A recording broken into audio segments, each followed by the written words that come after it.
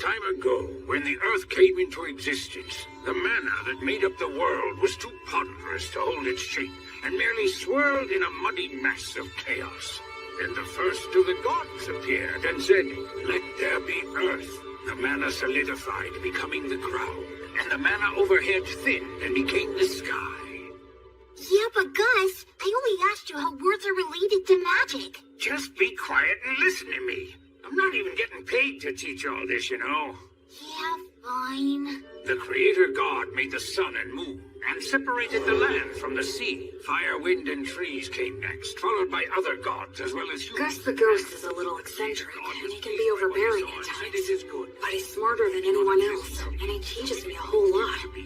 All the words and symbols that the Creator God used, what we now call writing, are referred to as the words of creation.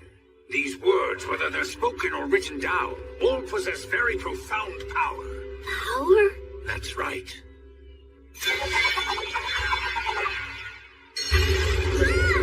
If you write the word Ignis, it defines the existence of fire, and then if you speak the word Erasmus, that is, the word which means erasure, the fire will be extinguished. And that's what magic is. The power of words. Magic.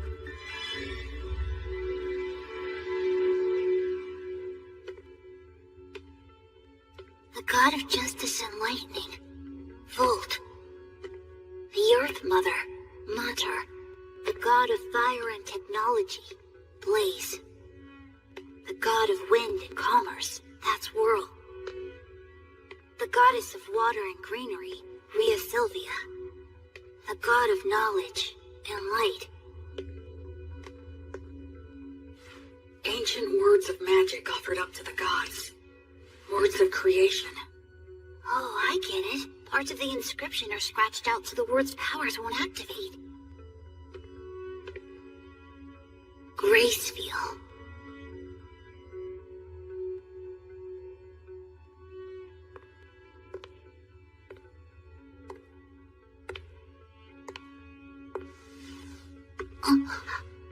Are you curious about him? Yeah, well, sort of. That's Gracefield, the god of light who governs the cycle of death and rebirth. He's the child of the lightning god Volt and the Earth Mother Mater. You worship the Earth Mother Mater, don't you? Yes, you've got it right. She's the god of child-rearing and the bounties of the earth. Of the 6 principal gods, she's particularly revered by people in rural areas. So when you do your daily prayers, the Earth Mother is the goddess you pray to, right? Mary? What do you say we head back and have dinner now? Sound good? Yeah! Huh? Blood! Oh, wow, that's a really nice boar! Oh, you're gonna get some tasty meat up in this guy today, Will. Thank you so much! Hey, that kind of hurts. Wow, looks tasty. Go on, eat up. Don't worry, I will. It's so good. Thanks so much for the food, Blood. You too, Mary. Yes, gratitude is good. After you grow a little bigger, I'll teach you how to go and hunt for yourself, too. What? Hunt? Hunting teaches you all kinds of valuable lessons, although you're gonna have to get used to taking lives. What's wrong? Are you losing your nerve? Stop it. He's still too young for that. She's right. No? He needs to learn the basics before that. But I must say I'm impressed. I can't believe he's only 3 and he's already learned to read and write. He just might be as much of a genius as I am. I don't think it could hurt to teach him some magic. Hey, come on, give us a break. What if he becomes an old miser with an oversized brain like... Blood the skeleton looks scary, and he can seem out of control. But he always keeps things lively and friendly. Who do you mean? What's with the crack about the oversized? Hey, Mary. About this bread, just when do you bake it? That's a secret. Huh? The 3 of them keep a lot of secrets. Like why they live here, and why there are no other humans here except for me.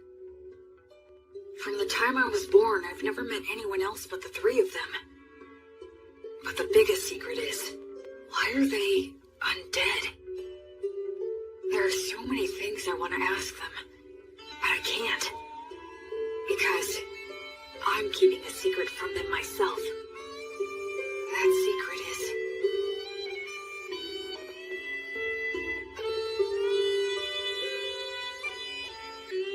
Thanks for dinner. that I'm a human who still has memories of my previous life. My memories are vague and murky, and I can't get them into sharp focus. A ceiling? It's a monster!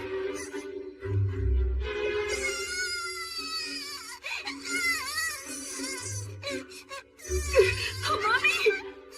A ghost!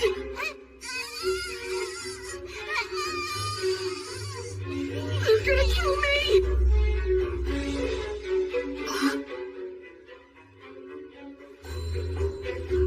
What? This is the 186th morning after that day. Half a year since I started living with these walking corpses. It's time to eat.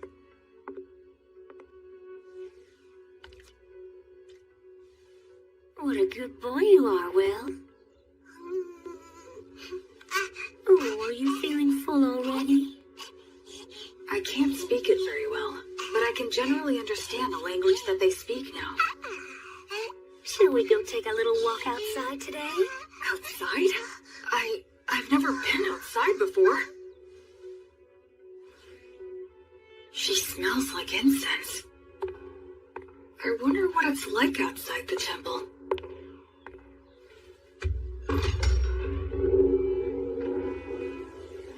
That breeze, so refreshing, and it smells of plants wet with morning dew.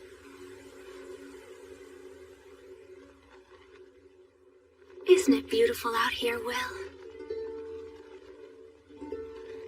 It really is beautiful.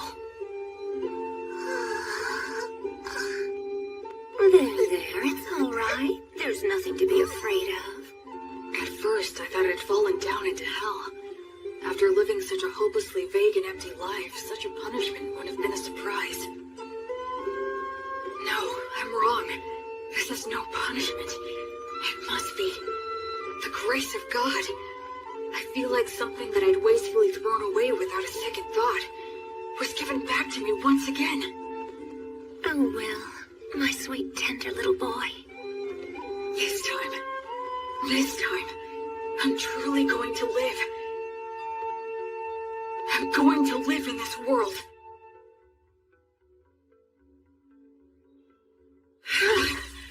I'm finally done. We gotta build your muscle and stamina first. Without the strength to back them up, your skills are useless. But couldn't you say that making up for your lack of strength is a skill? Listen, do you really think you could knock me down? Well, no. With the right skill, you might be able to knock me over, but there will be times when that skill won't work for you. But you can't separate your muscles from your body. The brute force that muscles give you can solve most of your problems in life. Learning skills comes after that. Understand? It seems like muscles are kind of masochistic, huh?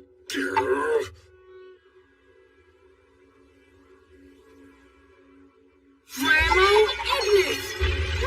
You're assholes! Fool, your pronunciation's imprecise. Given your talent, you really need to learn to control your accuracy, or you'll kill yourself. That's scary. Well, magic can be a scary thing.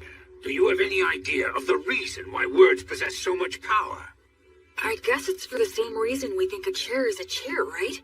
Indeed. After all, when we see a wooden stool that has 4 legs, no matter what color it might be or whatever kind of wood that it's made of, we don't even think of calling it something like 4 sticks in a round slab, and we wouldn't call it a table. We just instinctively categorize it under the chair label. So in short, what that means is that words are what define and differentiate the way things are. Of course, I'm just repeating what someone told me.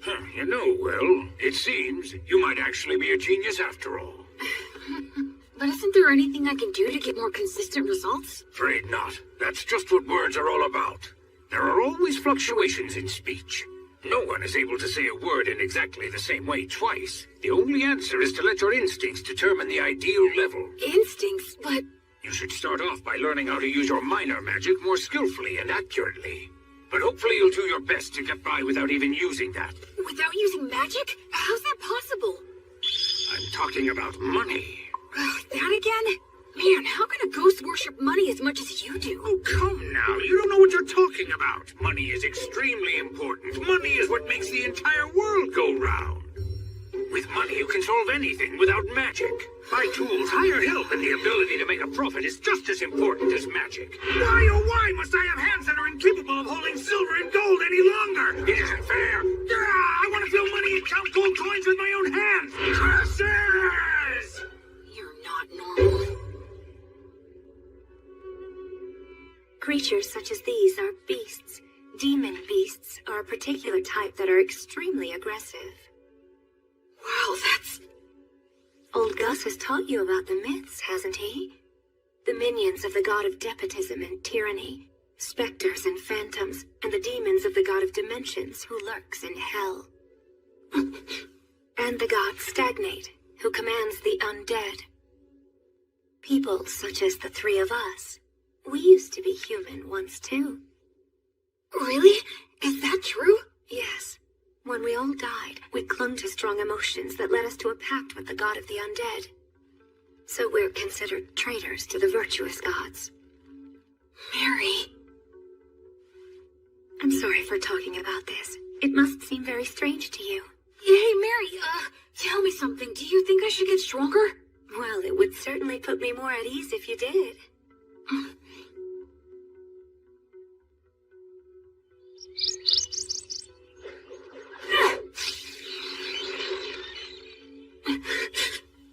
Don't make it suffer. Just snap its neck quickly.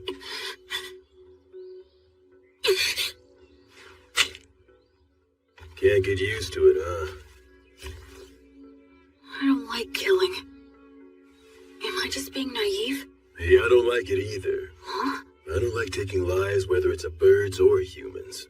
But these guys provide necessary sustenance to keep you alive. In life or death situations, you need to put your feelings aside and just go for the kill reflexively. That's what it means to be a warrior. In battle, it determines whether you live or die. Okay, now let's bring down a few more. Blood really is a lot like a father to me. You're almost 8 years old now. I think it's time you started some real-life combat training. Huh? It's bad enough when you stop just before hitting me. With your strength, if I take a hit from you, I'll be dead. I'm nothing but bones now. You'll be just fine. Probably. Probably? That's the whole reason why I said you can use the magic you've been learning from the old man. Go on ahead. Simply do as I taught you. That's right. Do it well and you could actually land a hit on me.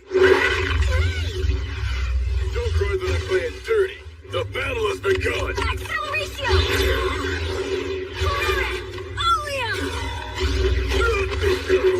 Catarrhea radio! Not too shabby. Move, you fool! Distance yourself!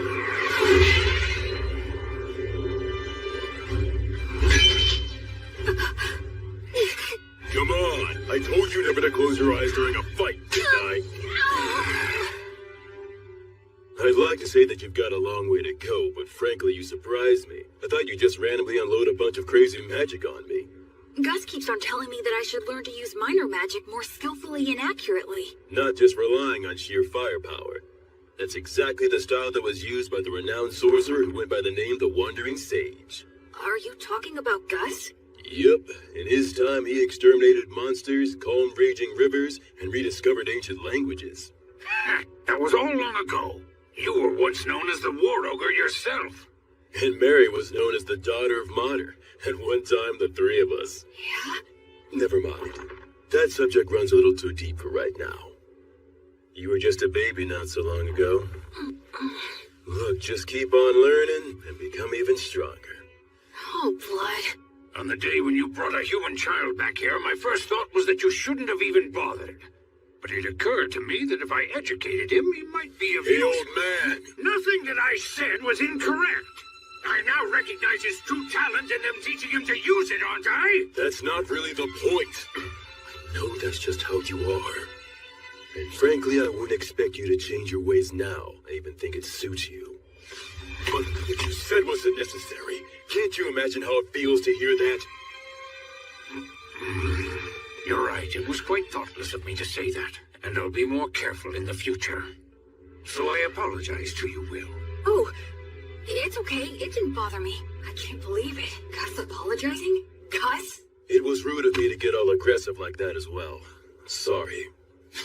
You being impolite is nothing new to me. What?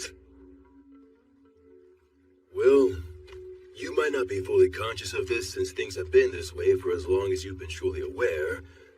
But nevertheless, you know you're not like the three of us, right? Yeah. I'm the only one who breathes and who has a warm body. Though that part of the story is true, there's a lot more to it. I'm sorry. I can't explain it to you yet. I know. Listen, please don't be too upset with old Gus, alright? He never bothers to choose his words very carefully or show consideration for others. I'm really not mad. I have a whole lot of respect for Gus. Is that so? You know, you've got a big heart, Will. Once your body has at last grown big enough to match that heart of yours, then you're able to accept things as they are. I'll explain everything. Okay. Blood was genuinely angry at Gus for my sake. I wonder, could I have gotten angry on someone else's behalf in my previous life? Huh? Thank you. Blood, Mary, Gus. All three of them aren't really alive anymore. They're undead. Will? Huh? It'll be 100 years before you can land a hit on me from behind. But right now, they're my precious family. Gus is in charge of my academic education, and Blood teaches me how to fight. But Mary is the one I learned the most from. She may just teach me the little everyday things, but they're important too. Will, can you take care of things here? Oh, it's almost time for your prayer, isn't it? Yes. A few times a day, Mary sequesters herself inside the temple dome. I've been told that I'm not allowed to go into the dome while she's in there. Alright, it's time for your physical education. I can't even lift my arms. Mary? The bread? Why is she carrying it out of the temple? About this bread, just when do you bake it? That's a secret.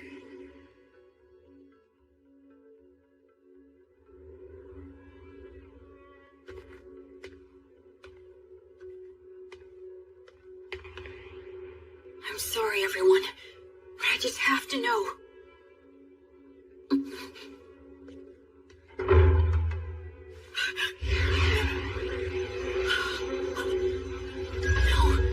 I don't want to feel that again. I don't want to lose anyone again. No, Mary! No! Mary! Mary! Mary! Mary! Guys! Blood! Guys! Come in here, quick! Help Mary! Help her!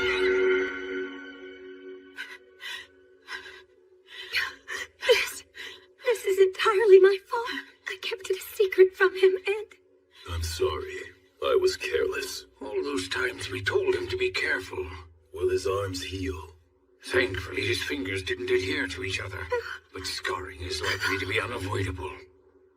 Mary... Will, I'm so sorry. It's my... No, it's not. It's my fault for prying. So don't apologize. I'm just glad that you're all right now. Oh, Will. The smell of incense that surrounds Mary always calms me. Why'd you try to look in on her? I just got curious.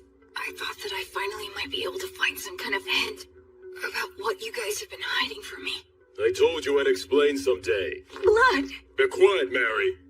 Well then, Will, anything else to say? No, I'm sorry. From now on, check with me or Mary before you do anything. Okay. That said, the way you jumped in there to help Mary was impressive. Those scars will be your badge of manhood. Well, I am your student. But all that got you was unnecessarily wounded. Still, out of respect for your lack of fear toward the fire, I'll teach you this. That bread is a gift from the Earth Mother Mater. It's essentially the goddess's divine protection, her blessing. You can call it whatever you like. Then why were you on fire? Because I betrayed her. The fire is simply a consequence that I must suffer. The god of death, Stagnate, with whom I formed a contract, is the enemy of the Earth Mother Mater. In fact, all three of us formed a contract with him, so just coming in contact with her divine presence causes us to burn. That's sad. I don't expect to be forgiven. Why do you still pray to her? Is it just for my sake? Oh no, Will. It's not. I had been praying to the Earth Mother every morning and evening long before I ever met you. That's my daily ritual. Doesn't it hurt? Of course it does. So much that I could cry. Mary. But even though I've betrayed her, and that is her retribution, I must endure the pain. I shall still continue to revere the Earth Mother. Mater never says anything to me, but every single day she blesses me with bread for you. That alone is more than enough of a saving grace for me. I'm so sorry I didn't tell you, but I certainly hope that you'll continue to eat the bread that's provided for you. Yes, of course I will. But also, I'd like to ask you a favor. What is it? From now on, I wish you'd let me pray with you. Oh. I just wanted to be able to understand what Mary goes through, even if it's only a little bit. That's why I asked her for that favor. The original creation was destroyed by the evil gods that it had brought into existence. It was then that the infamous Age of War among the gods began. The giant statues in the temple are of the virtuous gods, right? That's exactly what they are, to a human. What does that mean? Among the legends told since ancient times, there is a battle between the lightning god Volt, the king of the gods who governs order and judgment, and his elder brother, the war god Iltreat. The elder brother had the advantage in the beginning, but Volt, with the divine protection of his wife, the Earth Mother Mater, banished the war god to the depths of the earth. The war god continues to lurk within the earth today, vigilantly plotting his revenge. There are other similar stories, but all of them take the same general shape. Now, what are your thoughts? Isn't that story just a fable? You think? Ruling in this world starts with violence and despotism, but eventually, agriculture starts to thrive, and law and order begin to reach everyone. But over time, that can also lead to violent overthrows, or something like that. I see. You are very sharp indeed. Volt, the god of order and judgment, is a virtuous god. The war god, on the other hand, is considered an evil god.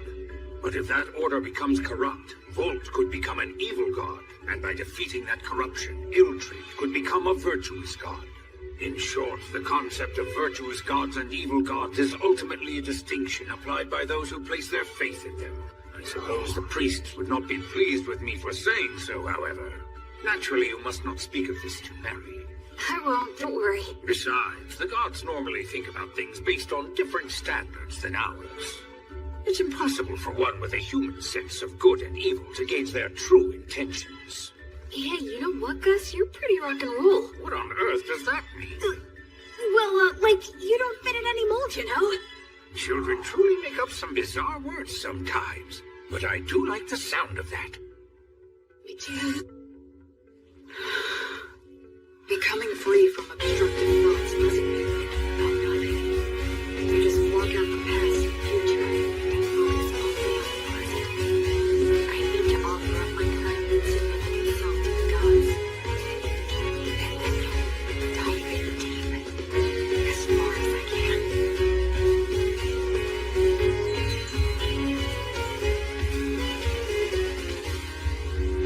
The 5-day silent prayer you've undertaken is now concluded. You did very well. I've done nothing but pray continuously for the past 5 days. Do you feel all right physically, Will? Yeah, I'm fine. And you're only 13. How remarkable you are. Only because I've been praying with you all these years. It's been 5 years now since my arms were burned. Mary says she has the ability to heal the scars with her blessing, but I chose to keep them, especially because blood called them my badge of manhood. I'll prepare all of your favorite foods for dinner tonight. All right! Memorize all of this by tomorrow. Huh? Gus's lessons became more difficult. There was a lot more to keep track of, but I persisted and stuck to it for all I was worth. And then his lessons became even more intensive. It was as if he wanted me to get so fed up that I'd quit. Still, Mary and Gus were nothing when compared to... Okay now, let's move on to our main event of the day. What is that? This guy is your opponent. I got him in the woods. That's not what I meant. What's the problem? It's just a low-ranked demon corpse. Demons can become undead too? Okay, go. Wait a...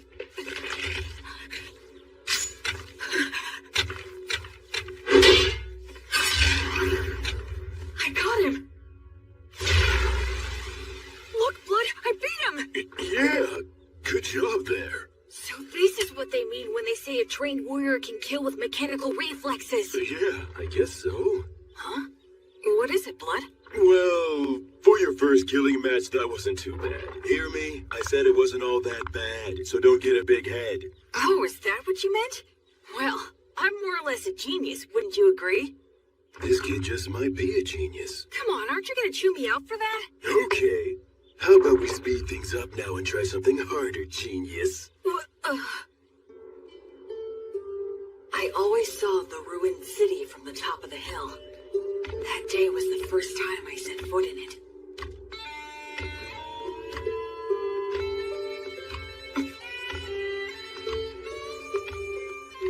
I didn't know there were passages like this underground.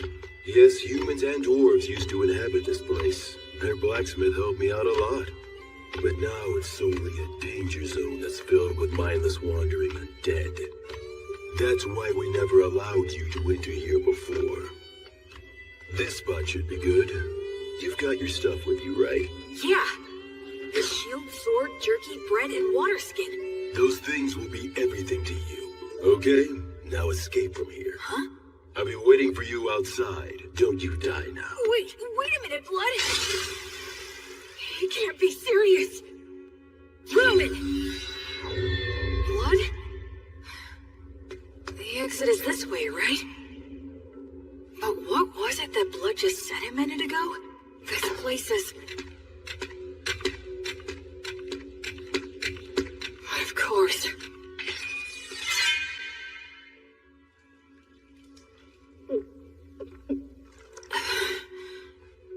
I'm pretty sure Blood is testing my overall practical ability here. I didn't know being alone could make me feel so empty and anxious. I had forgotten about that fact, even though I'd spent all of my previous life alone. Ever since I came here, I've had either Blood or Mary always there by my side. In this world, people reach adulthood at 15, so I'll be striking out on my own soon. That's probably part of why all of their lessons have gotten so much harder. If that's the case, I want to get the best results I can. I want them to boast that I was a pupil worth teaching and that they're proud of me.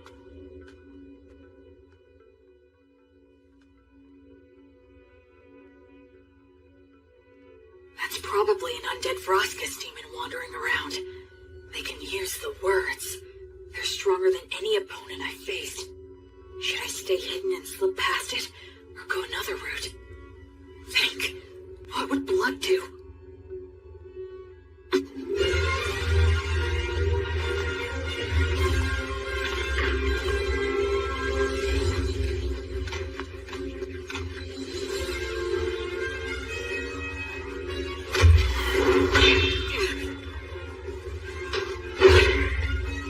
It's strong, but not as strong as Blood. There it comes!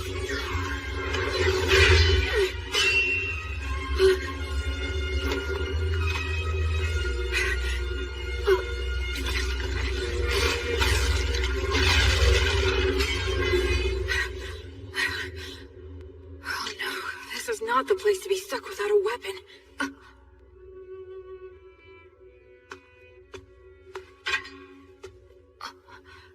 This isn't a demon weapon. A dwarven magic spear, perhaps? It's better than nothing.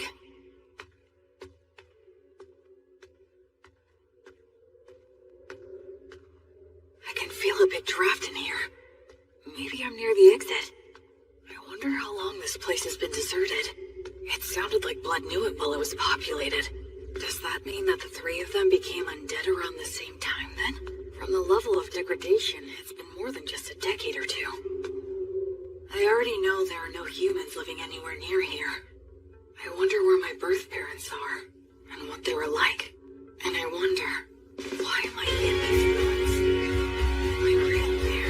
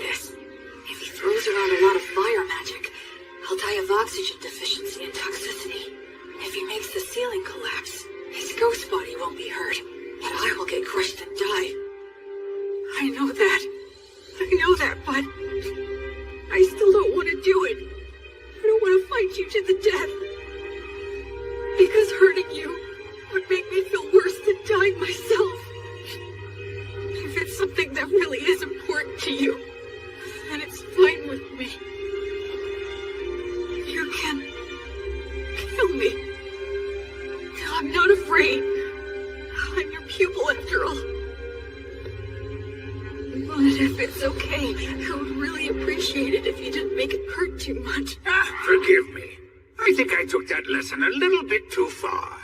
I admit this place did give me an advantage, but even so, I did win. Must have been a shock. Shocks me isn't that this was a lesson. It's the sorcerer, right?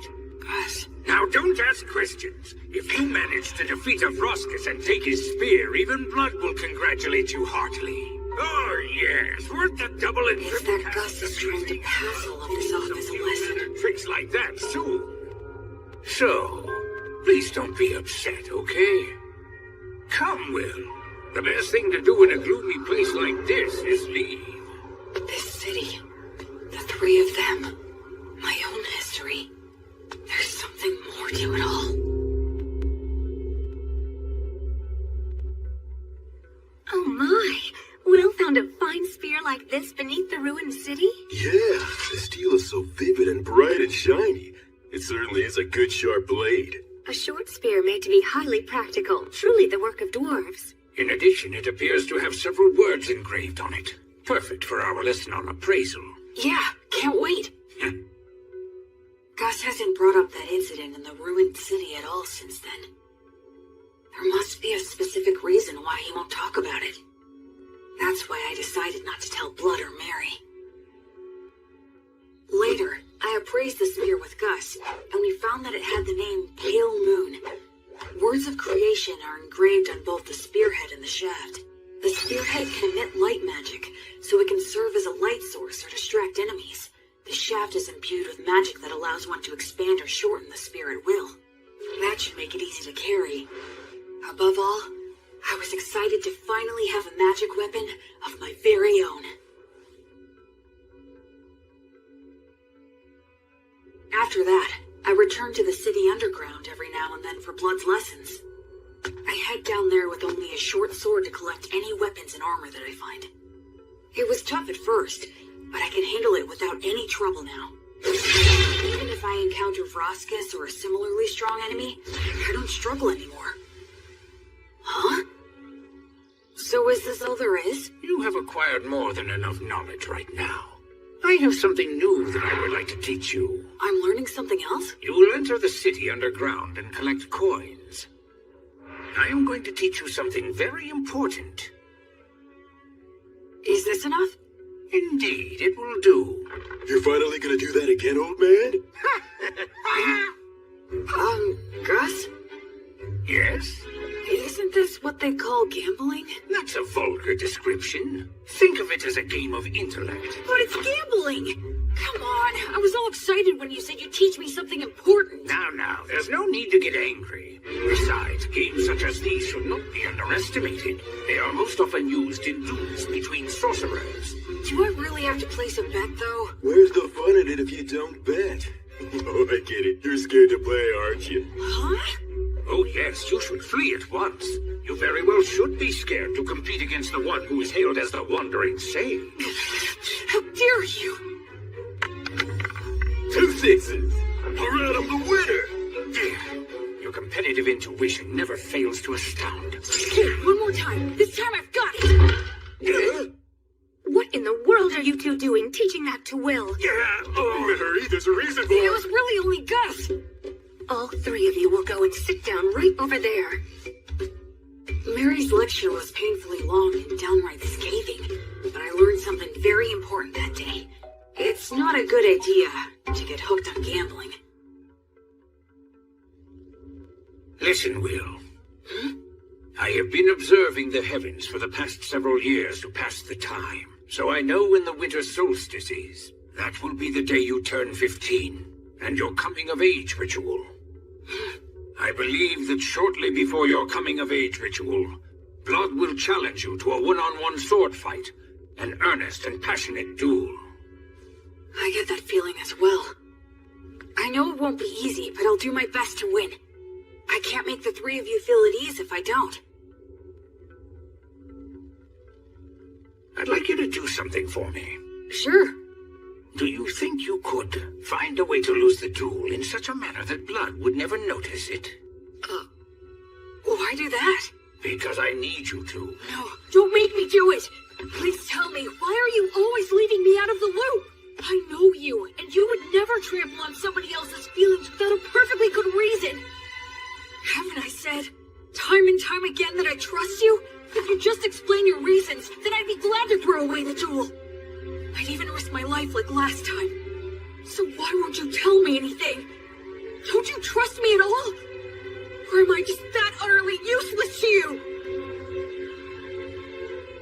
Forgive me. I can't explain. I see. Well then, I guess I can't help you. I'll pretend I didn't hear a word of what you just said.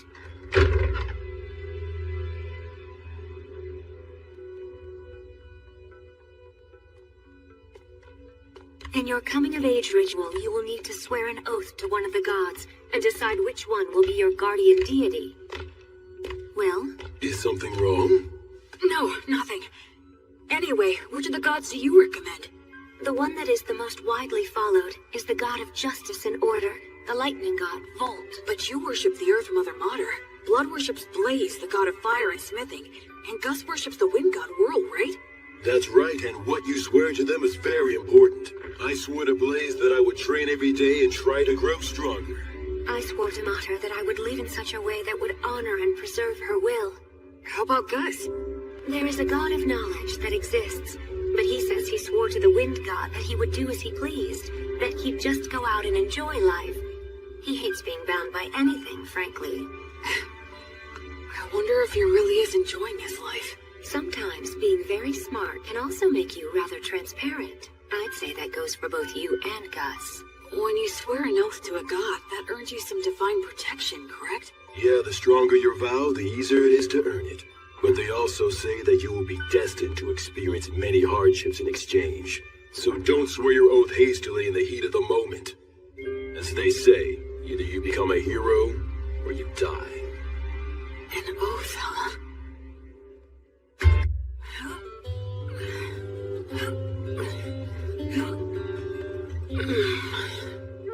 Okay, that's enough. You've gotten a lot stronger. So what are we gonna do today?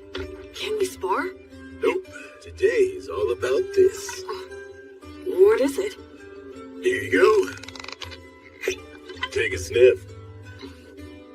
Why do you have this? I thought we could drink it together.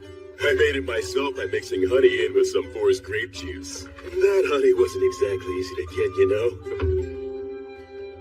Is there something wrong? No, just come winter solstice, you'll be an adult.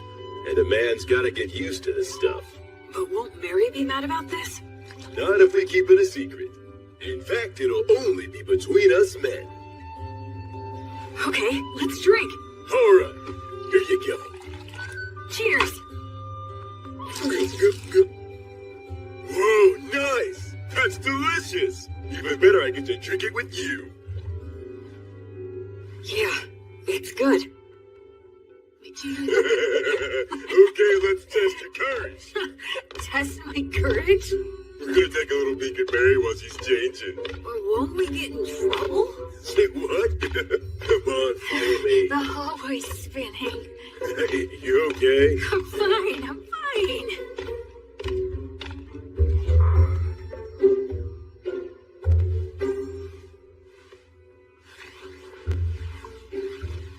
I can erase my presence easily. This'll be a piece of cake. Wait, you idiot! Who goes there? Oh, crap! Blood.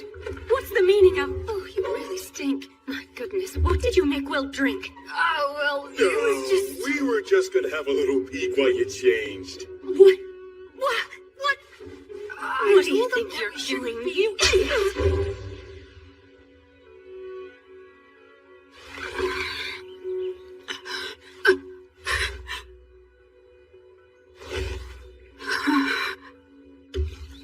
My voice had been changing, so I knew I was due for my first wet dream. I'm sure it was caused by Mary changing.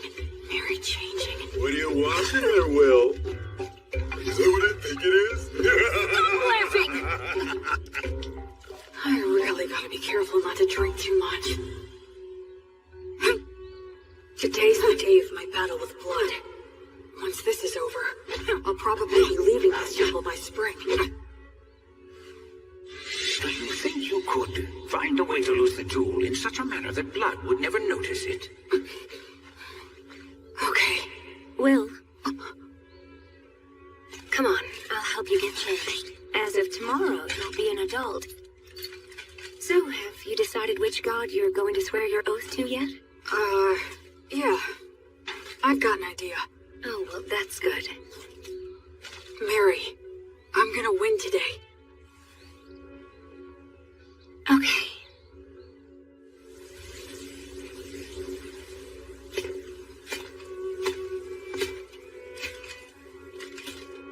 Where's Gus? Hiya, Will. Ready to do this? I'm ready anytime. Let's go. Okay, good. Let's review things one more time. No magic or trying for instant kills, otherwise anything goes. If something happens, Mary will fix it with her blessing. The first one who admits defeat or is unable to fight loses. Now try your best not to die.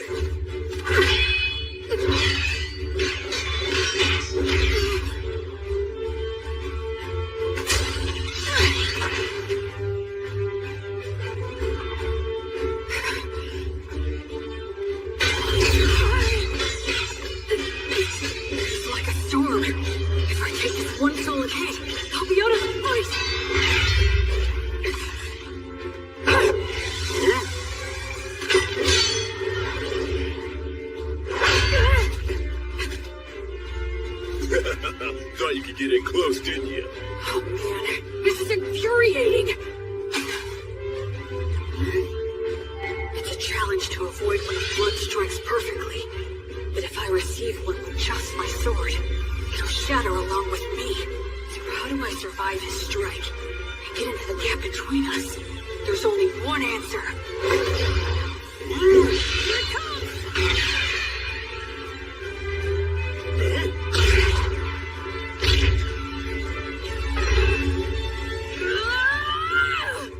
Will.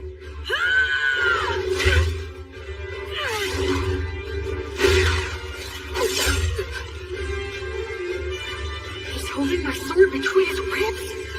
That's actually pretty good. I concede. Yep. And having no muscles really is a disadvantage.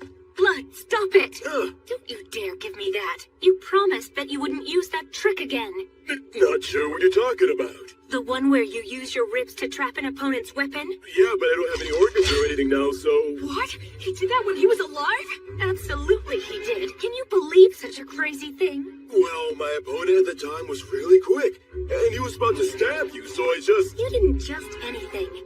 I can't believe he survived. If it hadn't been for my blessing, he wouldn't have stood a chance. Look, I only did it because I trusted that your prayer would work. I was genuinely concerned about you. I thought you had died right then and there. Didn't I ask you never to do that But again? I know what this is.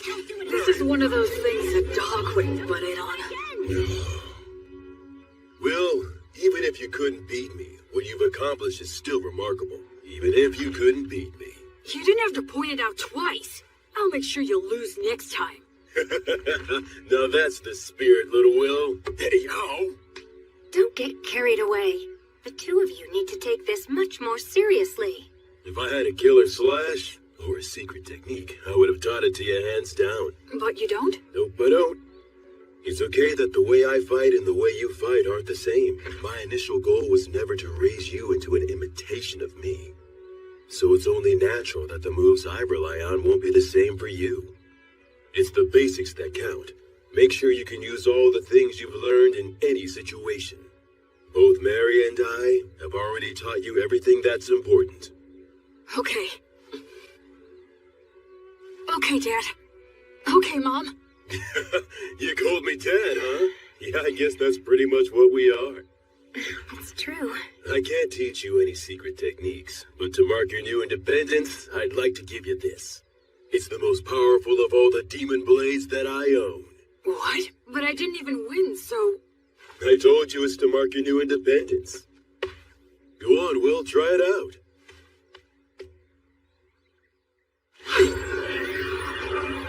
It's called Overeater, and it ranks at the very highest level of demon blades. It can even cut down one of the god's echoes, so long as it can reach them. The words engraved on it are too hard to understand, but I can sum up its effects. If a living being is cut with this blade, its wielder can recover life force with each cut. Huh? Recover their life force? Uh-huh. As in, you can swing it around without even thinking about it and still be the last man who's standing. You're a smart kid, so I'm sure you understand this. But don't overuse it. It makes its wielder feel a whole lot stronger than they actually are, but it's not the type of demon blade that benefits one's spirit. The more you use it, the more you need it until you are so weak there's nothing left. And the life and death cycle starts again. That's part of what makes it a demon blade. Anyway, I've said a lot, but I'm sure you'll be fine.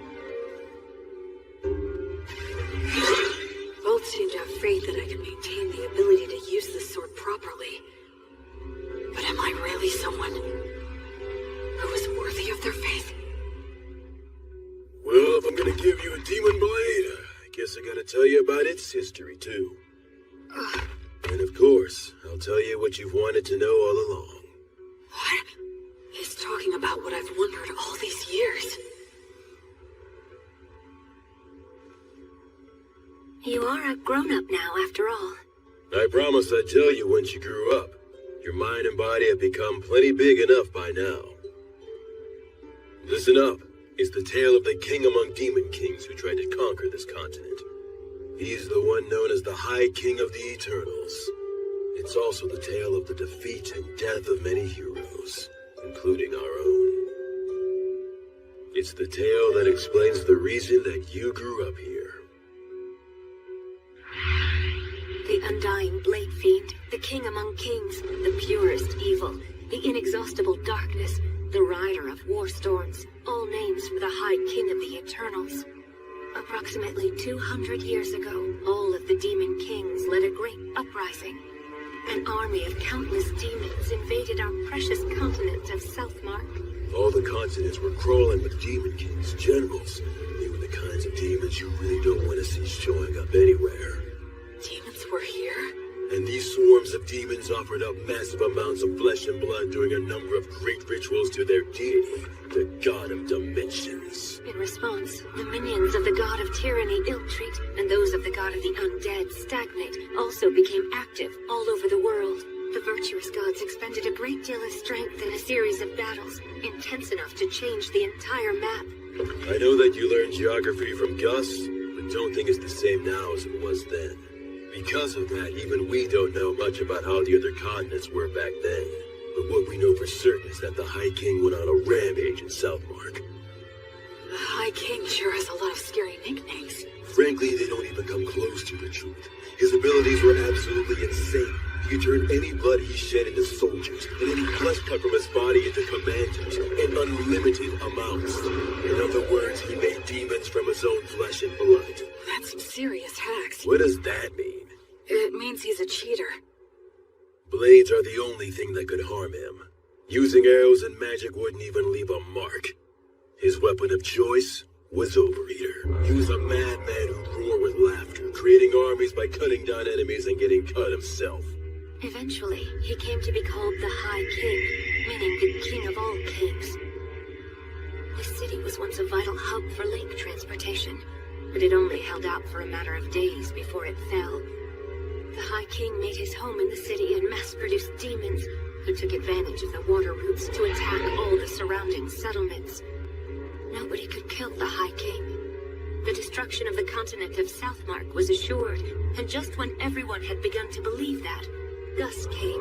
Augustus, the wandering sage, suggested that now was the time to strike down the High King. Why would Gus say that now was the time? Was it even possible to kill the High King? An army of demons, a demon blade, the city underground, Blood's combat techniques, Mary's blessing, Gus' tactics. Gus was... I get it. You understand? Really? You do? Yeah, I think so. Gus was hoping to pinpoint the enemy's location, then invade via the underground with a few elite soldiers and steal his demon blade in battle. It was most likely the only way, since the High King couldn't be killed. The premise was probably that he could heal using the demon blade. However, the demon blade is a weapon that can be stolen, so stealing it would change everything. To do it, Gus would use great magic to wipe out all of his minions and face him one-on-one. As long as Mary kept them both healed with her blessing, no new demons would appear. From there, Blood would do what it took to steal the demon blade. This was certain to be successful. How can you be so sure? Because the proof is that you own the demon blade. And that's how the High King died, I guess. After that, then... Not exactly, Will. It's clear you really are a genius, but you came to the wrong conclusion. You see, I, didn't quite succeed in killing him. Wait a minute. You didn't kill him? That's right. Gus made use of every factor visible to him to draw in any possibility of killing the High King. The thing is, the factors he could see were incomplete. The High King revealed his true nature, taking on the appearance of a hideous, grotesque warrior. And then... well... He was a better swordsman than I was. I couldn't touch him. I fought opponents bigger than me many times before, but he was the first one where nothing I did could reach. Even you were no match for him? Yes, even my buddies who formed a wall outside after entrusting everything to me were crushed one by one. Thankfully, I had the support of Gus's magic and Mary's blessing, and the High King was wounded. Despite all that, I'm pretty sure he made it one level higher, enough to become something I couldn't kill so long as I lived. To this day, I still wonder what I was lacking. But it's too late now. You know why, don't you? The undead can no longer grow. My sword skills can't improve any further.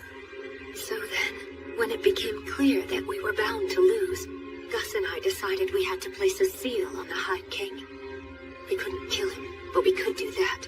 So you mean they completely gave up on Blood's chance of winning altogether? Thankfully, the technique worked, and the High King was sealed deep beneath this land. In other words, unfortunately, in the very end, we couldn't fully believe in Blood. And then... Mary? And then an echo of Stagnate descended down on us. What? But an echo is a body double of a god, isn't it? So then what? The evil gods act individually, each following their own principles. They'll cooperate if it's in all parties' best interests, but the opposite is also true. I guess that Stagnate wasn't too happy with any of it. The High King was a monster that could slay a god's echo using Overeater. He thought it would be better for him if the High King was sealed, so that's the reason he offered us a deal. You three are exceptionally gifted, so become undead and fight on my side, he said. But that is...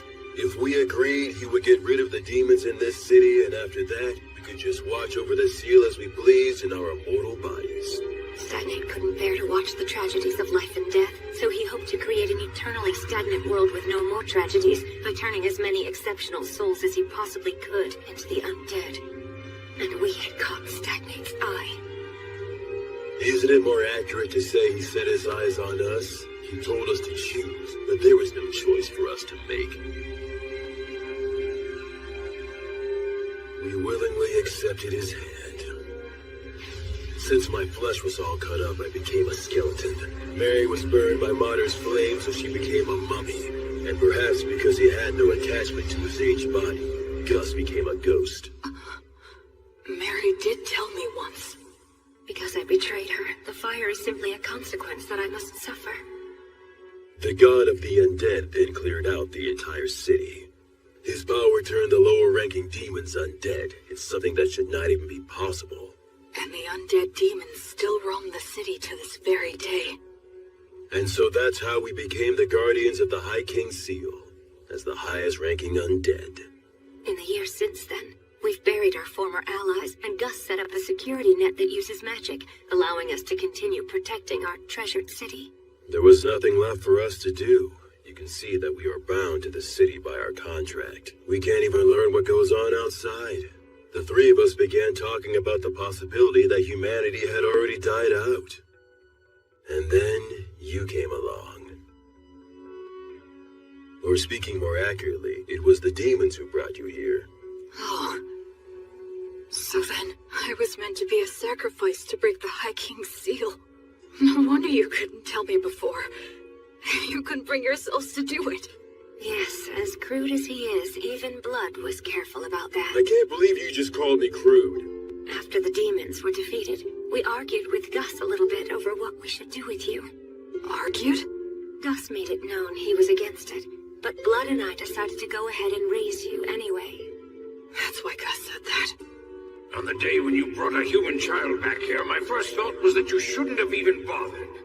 The fact that the demons were able to bring you here means that there must be a place outside that's inhabited by humans relatively close by. I'm sure you're imagining that the situation outside looks pretty grim right now, but if that's the case, you simply need to build the strength to bust through it, just like you already have been doing. So that's the story of why I'm here right now, huh?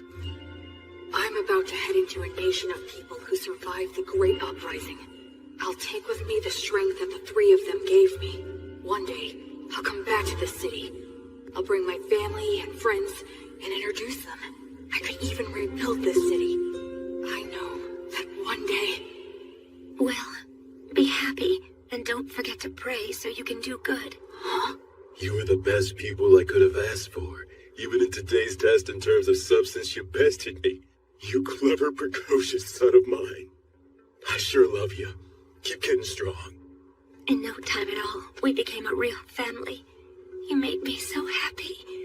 Will, my sweet boy, your mother loves you very much. Wait a minute, why are you talking like this is our last goodbye?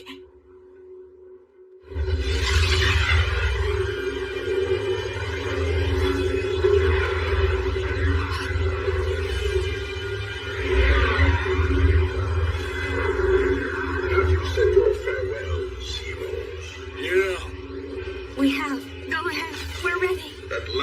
have lost your attachment. In accordance with our contract, place your souls in my hands right now. I can't do anything. I can't move. Why? Please move.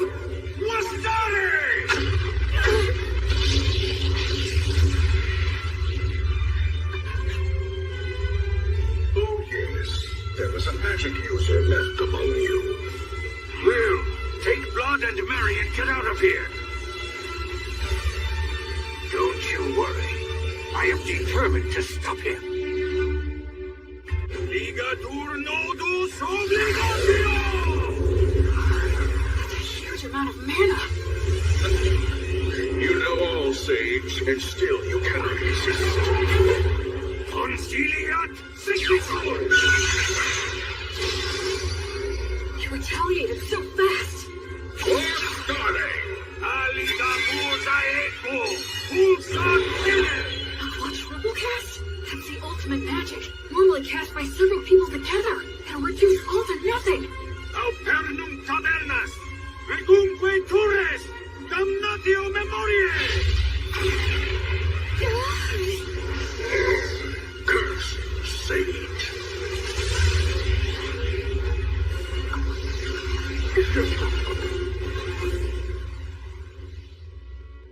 Quaere, ambulare alle vita, noli fugito. He didn't get a hold of your souls, did he? Nah. It seems not. That must have been terrifying for you.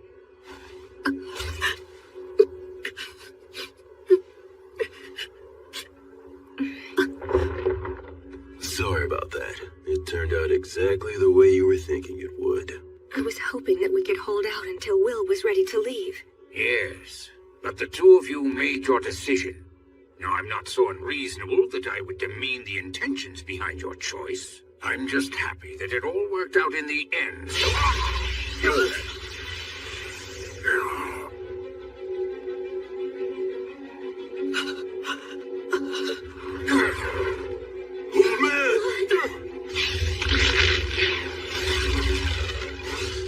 To think you were able to destroy my body all on your own. Had I not initially divided my strength into two bodies, I would have been really hindered for quite some time. I commend you.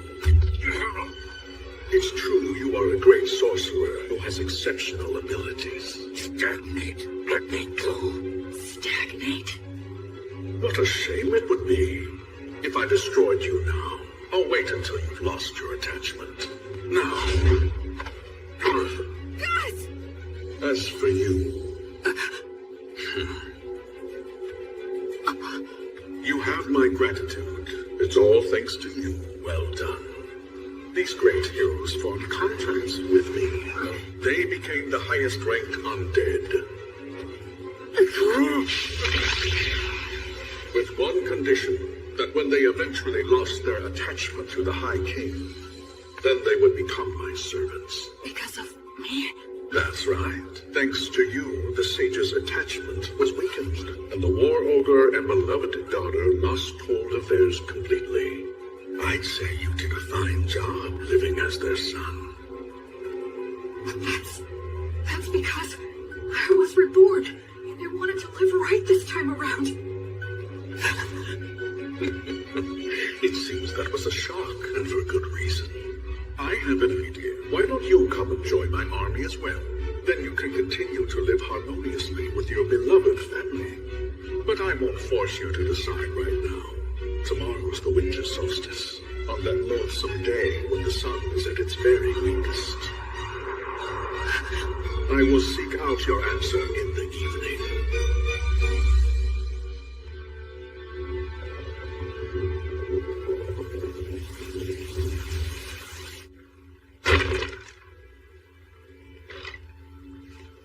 It was me. I took Blood and Mary's attachment away from them. When Gus was against raising me as a baby, when he taught me excessive amounts of knowledge, when he tried to kill me, when he asked me to lose on purpose, it was all to stop the two of them from losing their attachment to the High King. Still, when Gus tried to kill me, I think he was conflicted. But I was living without a care, totally oblivious. I just sat comfortably on Gus's mental anguish and plotted Mary's self-sacrifice. I was so excited to be living my life right this time. All I did for my parents was cause trouble. I didn't do anything in return for them, right up until they died. Why would it be different this time? They're gonna die because of me again. I've only caused trouble, and I've done nothing in return. Someone who dies in vain isn't going to be reborn any better. I'm sorry.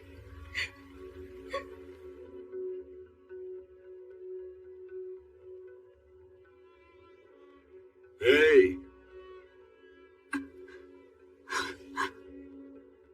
Damn, your face is a wreck, boy. My goodness, it is. Get up, Will. You shouldn't sleep on the floor in the middle of winter. I'm so sorry. Don't be, Will. We all end up paying off our debt for the dumb stuff we did a long time ago. Though it was old Gus who knocked the debt collector into orbit, blowing up his contract and failing miserably.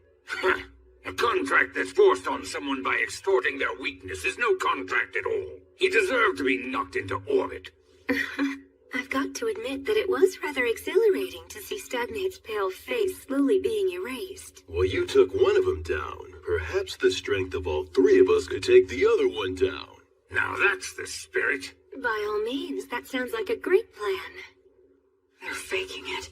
Well, would you look at that? It seems that you're all grown up now, Will. Get out of here already. You'll just have to be content with the idea that your farewell gift is everything that we've taught you so far. I'm sure you'll be just fine, Will. Absolutely. Those are my thoughts as well. You're wrong. You're all wrong.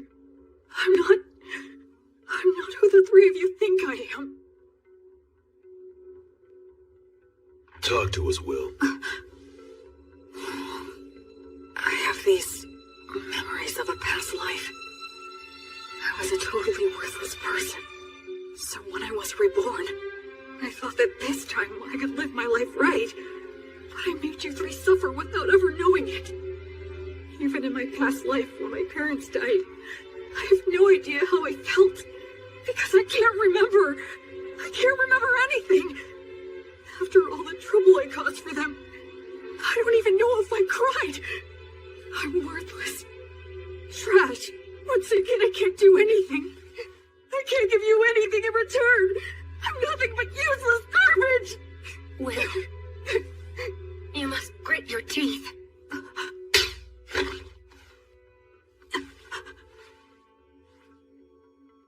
Mary.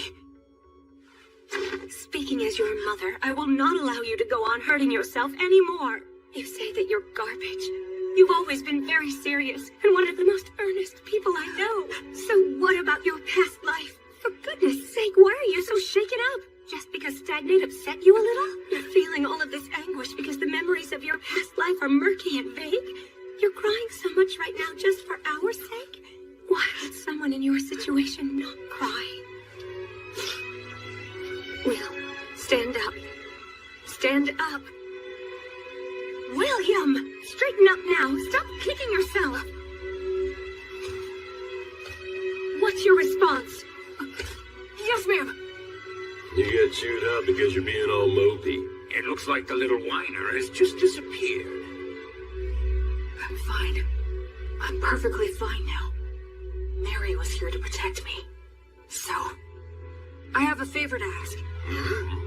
Please allow me to protect all of you.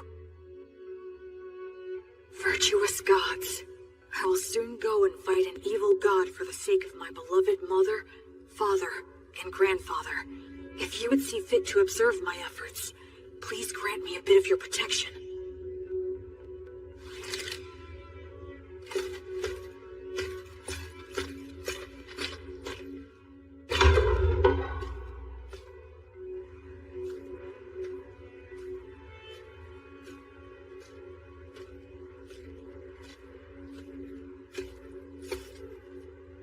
So, have you made up your mind? Yes, I have, Stagnate. Evil god. I don't plan on giving you a single thing. surely a god such as yourself would never dream of running away from a human child, isn't that right? You have thought this through quite well. Let me guess, you're hoping to restrict my actions by getting me to focus my consciousness on you alone, yes? He figured me out. I'll play along. Okay. But please realize you're challenging a god. You must first show me you are worthy of such a challenge.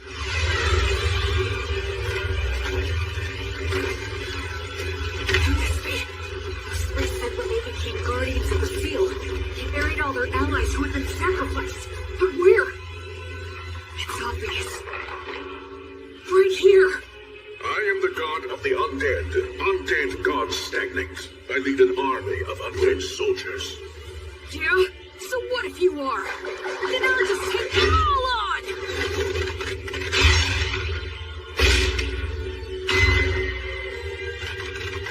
Connery! Uranium!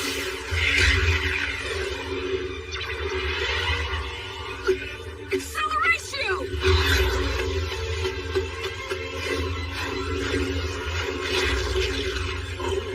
He is somehow pulling this off against 100 heroes.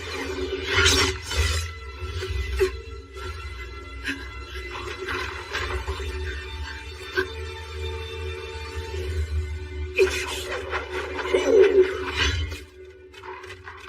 Well, I thought I'd be dealing with you and the three heroes. I'm impressed. Tell me, young man, what is your name? I'm Will. I see. I'm asking you again, Will. Won't you join me? I have taken a liking to you. Your strength, your backbone, everything about you is desirable. I would be happy to welcome you as a general in my undead army. What are you? If you make the choice to come with me, I will free your body from an unpleasant death. You will be able to live closely and harmoniously with your three family relations. There will be no goodbyes or sorrows. If we conquer this dimension, your relationship will last for all eternity. Isn't this world unfair? With its endless and absurd tragedies, I wish to overturn this harsh reality, to create an eternally kind world, free from the horrors and threats of death. I don't think he's lying. I can actually detect a sense of warmth in his words. Come over, Will. Enter a contract with me exactly as they did.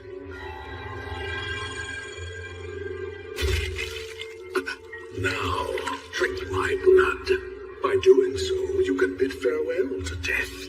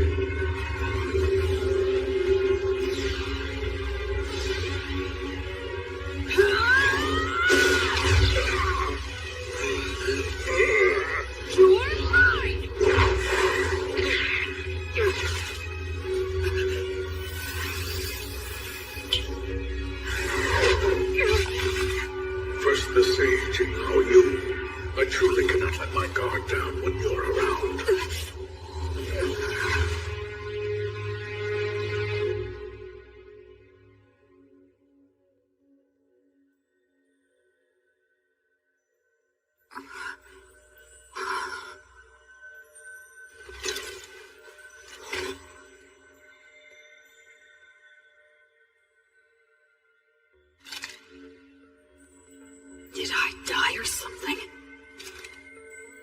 This place feels very familiar, as if I've walked through here before.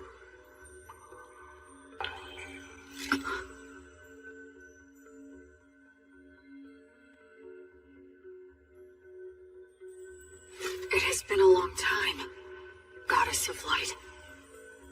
I'm starting to remember. Yes, I've walked under the starry sky before. She was silent then, too. But I remember her footsteps being filled with care and compassion. I thought it was a star, but it's not. coursing souls. They cross worlds to prevent the stagnation of all things. How could I have forgotten this beautiful sight? A question. Okay. Why did you feel the need to reject Stagnate's invitation? Because in my previous life, I was a shut-in. Whenever anything got me down, I didn't bother to get back up. It was a pathetic way for one to live. Except, there's one thing I realized. Being alive and not being dead aren't the same thing at all. I wasn't dead in my previous life, but that was about it. I didn't have the courage to do anything. Just the fact that I had to keep living was a burden. I didn't care if I died, so I wasn't really alive. And by not being alive, I didn't have to fear death. And so, because just a little of that memory stayed with me, I was able to make the decision to live a good life in this world. I think that if I live right, I can die right. Denying death like Stagnate promised and trying to live forever would be the same as being in that room again. No matter how else he tries to sweeten it, I would still refuse. I just want to live and die with those three. They're my family. I mean, who wouldn't want to protect their family? That's all. Thanks for listening.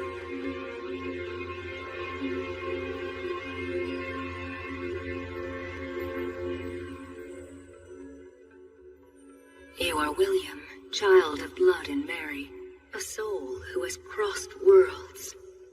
Yes. You now fully understand the gravity of life. Yes.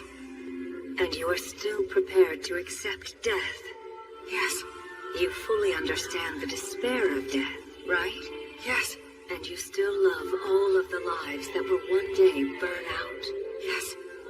I finally realized the meaning of it all. Thanks to your grace.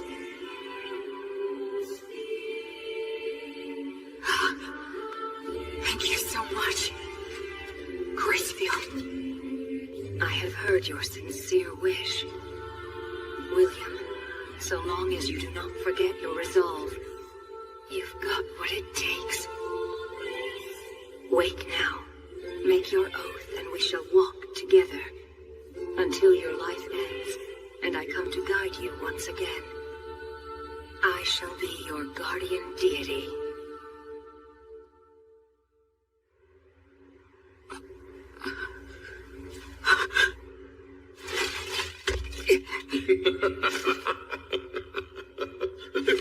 Goddess of the cycle of death and rebirth, Gracefield, please walk by my side.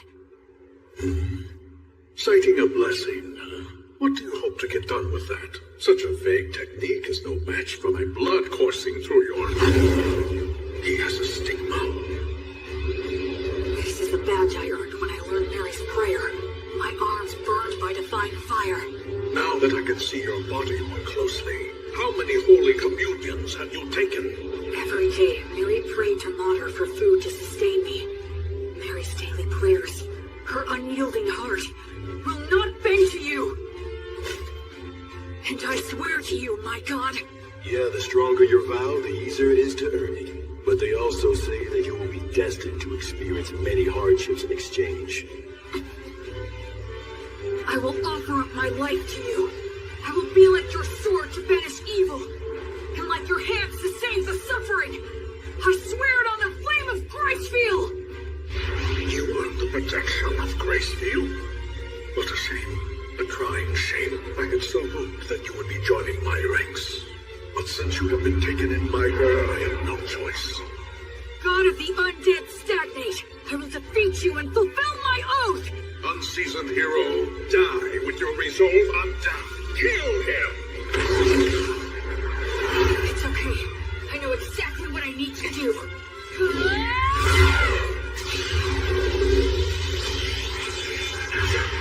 Divine torch? Gracefield's divine protection grants peace and guidance to the souls of the dead. How dare a fledgling priest put on such air? Acceleration! War started!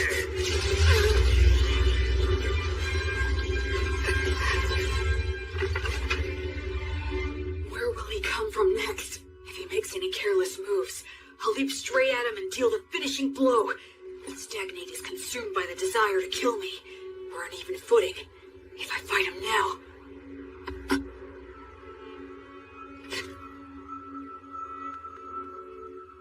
Was that some kind of warning? What about? What if it's possible he's not consumed with me at all? No, the temple! Acceleratio! It was all a bluff. He was pretending to be consumed by rage, and then threw up a cloud of dust. It's blooded Mary that he's really after. Mary, blood!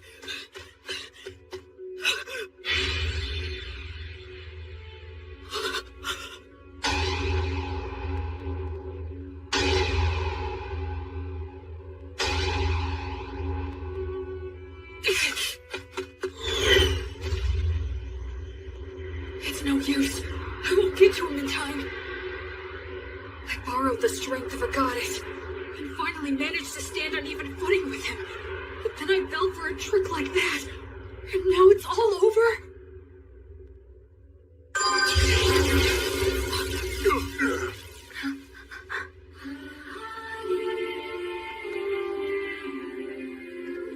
I don't remember seeing her before, but I guess...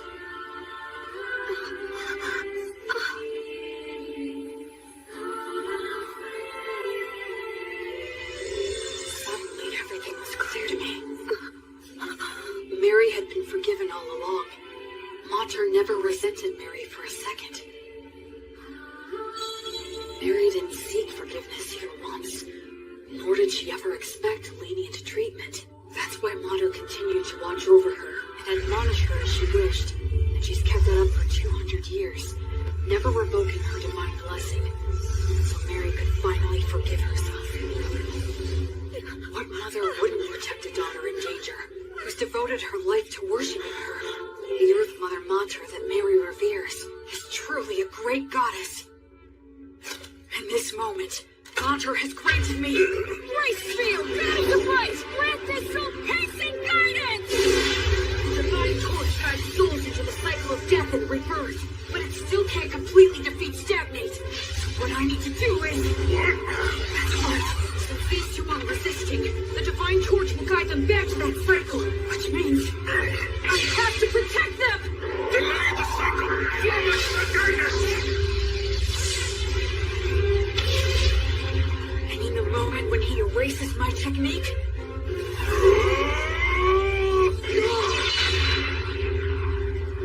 Acceleratio!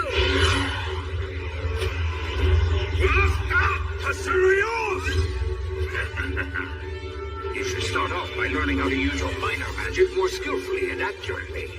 An accelerating strike like that is far more versatile than some magic that would erase his existence!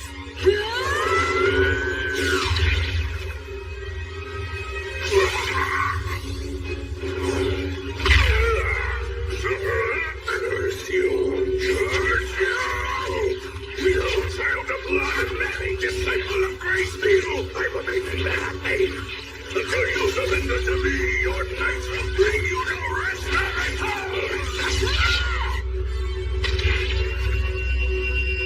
That's the kind of thing a third-rate villain would say. God.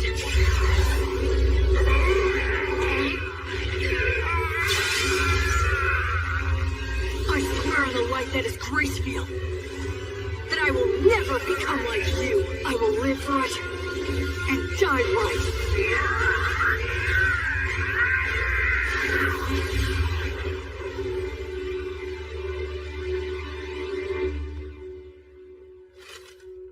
Quietity, ambulare alivita, noli fugito, etium sigillum.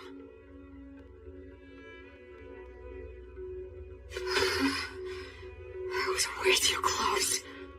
This overeater blade that Blood gave me, then Gus mightily defeating the double of the Echo, as well as Mary's Earth Mother Mater buying me valuable time. All these things that the three of them have given me. The sword, the magic, and the prayer technique. And most importantly, the part that's my essential core as a person. If I'd been without any one of them, I never would have stood a chance. It's all thanks to the goddess's divine protection. And the three of them. Will, so glad. You're all right. Mary. No. You did great. Thanks, Blood. You might not share bloodlines, but you're still the child of Marian blood. It's only natural you could accomplish this. Yeah, I did it. I did it.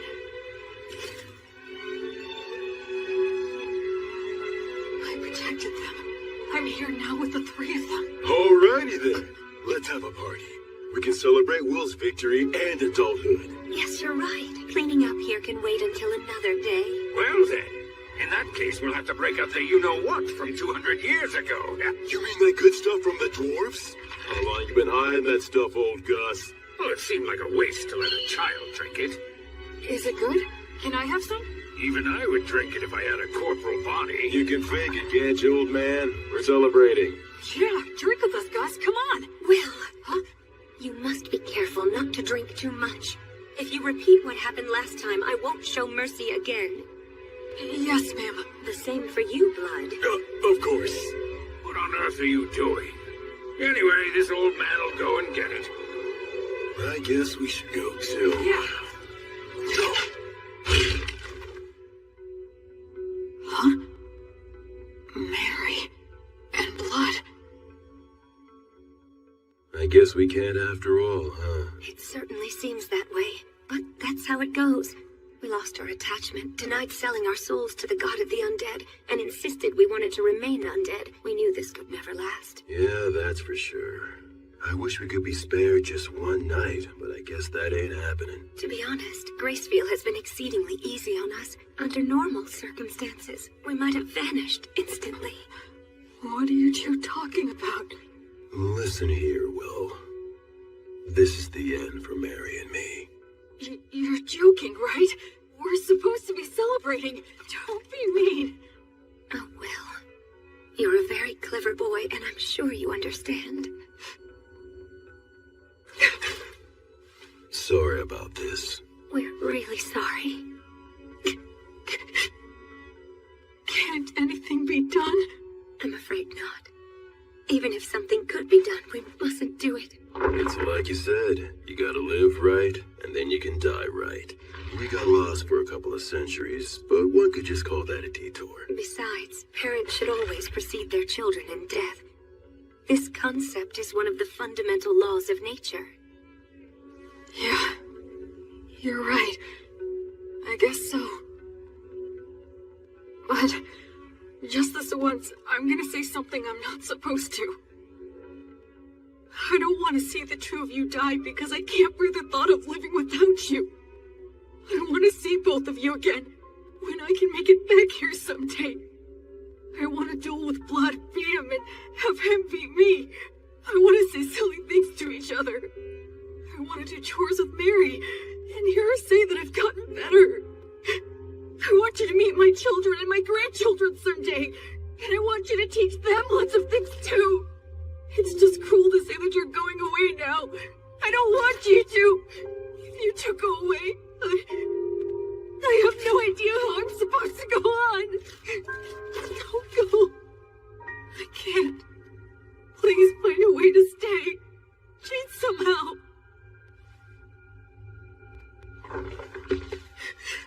Hey, there's no need to be selfish now. Blood is right, Will.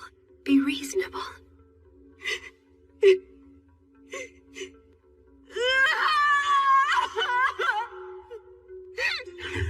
It's the first time I felt like a dad in ages. Will was always such a good boy, ever since he was a baby. Listen, Will. Even though we have to go away, humans can live just fine as long as they eat and sleep. You'll find something else to hold dear. Ultimately, you'll go on living. Once you leave here, you'll make a ton of friends.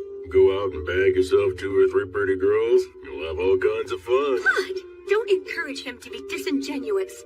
Now, Will, you must be sincere both in love and marriage. Because you swore to the goddess of light, as well as the fact you killed a god, the path you'll walk is sure to be filled with a lot of troubles. No doubt you will experience setbacks and be a target for unjustified criticism. You may be betrayed by people you help. Your good deeds may be forgotten. You may lose all that you had gained, and you may end up with nothing but enemies. Even so, love others unconditionally. Always do good things. Do not fear loss. Forgive all sins. Build, don't destroy. Offer hope in despair. And be a source of joy for others in sad times. Most importantly, do all you can to protect the weak from any form of violence. Just like you did for us when you challenged the undead god for our sake. Okay. Oh, dear Will. My William. You'll always be our sweet child. May the divine protection of the spirits of courage and the virtuous gods be with you forever. Listen, move forward with faith in the results you'll achieve. Once a person makes up their mind, they can do anything. You might get lost in your own thoughts sometimes, but don't get so stressed that you freeze in place. I engraved the images of them and the words they said into my heart right then and there. I will never forget them. Just like the light of the goddess, I know they will always be there to light my path. Ahem. Did I get here a bit too soon?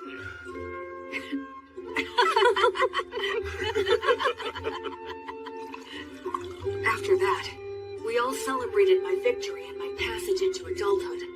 The first drink I had with all four of us together left a lasting impression. It had a strong burn and rich aroma.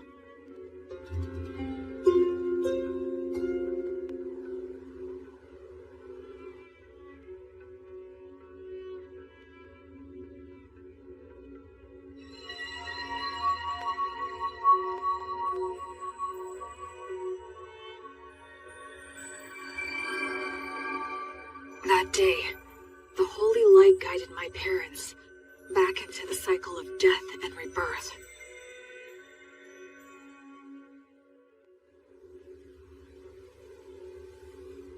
Yep, the view from right here is the very best there is. Mary, Blood, I know you're not here anymore, but I'll still come back. Just to let you know how things are going. If I make friends or start a family, I'll bring them here. I'm determined to become an adult who can tell you with pride that your child is living really well. So for now, I'll be leaving for a while. Are you all done? Yeah. By the way, how come you didn't die as well? That was cruel. Are you aware that you just wished death upon an old man? You're evil. Aw, you're bumming me out. But actually, I was just thinking about how all of your wonderful treasures would be mine if you died. You're an evil grandchild! The evil grandchild just outed himself! Come on, I only meant that all the money you have no use for would finally have a good use. Know what I'm saying, Grandpa? Yes, fair enough. Fine, take it. Huh? What is all this? It's all my treasure. I'll lend it to you interest-free. Make it grow, you hear? But I mean... Stagnant money that never gets spent might as well be dead. I don't like stagnant money lying around, so you had better make good use of it. Gus. So I guess this is my last gift from Gus. Not that I'll be passing on, though, for a good 10 years. Huh? Well, you know, there is still the matter of guarding the High King's seal. I made a little deal last night with your goddess. She granted me permission to continue wandering this city for at least 10 more years, until the god of the undead regains his power. What? You heard me right. It seems that I've become something like Gracefield's errand boy. But then, what about Mary and Blood? As it turns out, they decided they didn't want that. They would only become more greedy and reluctant to end it.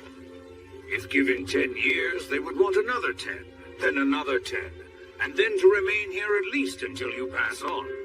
They knew they would naturally desire this, so they consciously chose to die. Just like what you went through.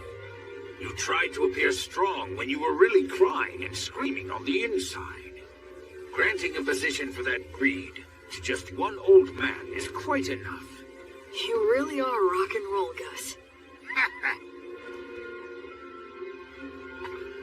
What will you do with the seal in 10 years? It'll be up to you to figure that out, if you can. You're dumping that on me? It seems that the worship of Gracefield has gone out of style in the world outside, She had to use a great deal of strength recently, just intervening for us. So the future of the Goddess of Light will depend on your efforts for sure. I haven't even left and I have a ton more baggage, physical and mental. One of those hardships I'm destined to suffer. In any case, you're going to need some money. Go on and take it. Yeah, it seems like I'm gonna have a lot to do, so I'll accept it gratefully.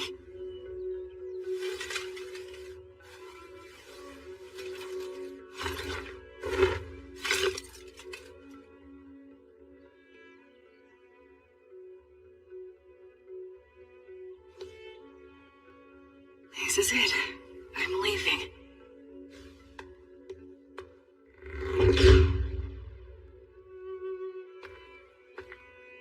Say, Will, since you will be going into the outside world, you will need a last name to go by. William is the name those two gave you, so I thought I could be the one to give you a last name. How about it? Okay, sure thing. Then perhaps I'll hijack an old custom used by certain clans of elves and halflings. They put the name of their two parents together to form their last names. Merryblood. You are William Merryblood. William Merryblood. You will always have them with you wherever you are. Thank you, Gus. I like that name a lot. So cool. You take care now, okay? I will. Oh, and I'll add a G for my middle name. You fool, you don't need my initial. What did you learn in those classes of yours? Well, you are Gus after all. Old Man Augustus is far too much work to spit out. What a hopeless grandson you are. Well, so long then. Goodbye, William G. Merryblood. See you again sometime. Okay, Gus? Goodbye.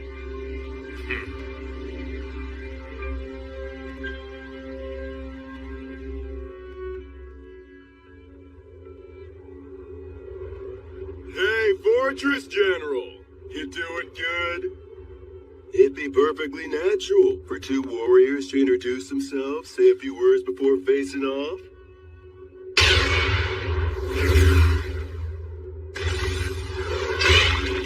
But of course you demons are always so damn rude. Being told that by the likes of you must leave that demon at a real loss. What a mean thing to say. How's it going on your end? I performed the funeral quite easily and stopped the transformation to the undead. Looks like old Gus's group did just fine. It appears that way. In any case, we've taken down the fortress. It won't hurt anything for old Gus's group to retreat. The fortress general fell at the hands of so few. Any more is just reckless. Don't praise me. I'll blush. I wasn't. How many days will destroying the bridge over the Grand Canyon buy us? A few at the most. We're never gonna get anywhere unless we can take out the High King. Gus seems like he has a plan in mind. Yup, probably still a one-way street, though. There won't be any way back. You are not coming. That's rather sudden. I'm a valuable asset in battle, if you don't mind me saying so myself. I know, but you're still not coming. Seeing you die would make me sick. What? Couldn't you at least add, because I love you, to a sentence like that? It would be so gratifying for me. Like hell I'm gonna say something that irritating. You really are hopeless, you know that? What if I refuse to stay behind? I'll send you back even knocking you out. I already got old Gus's consent.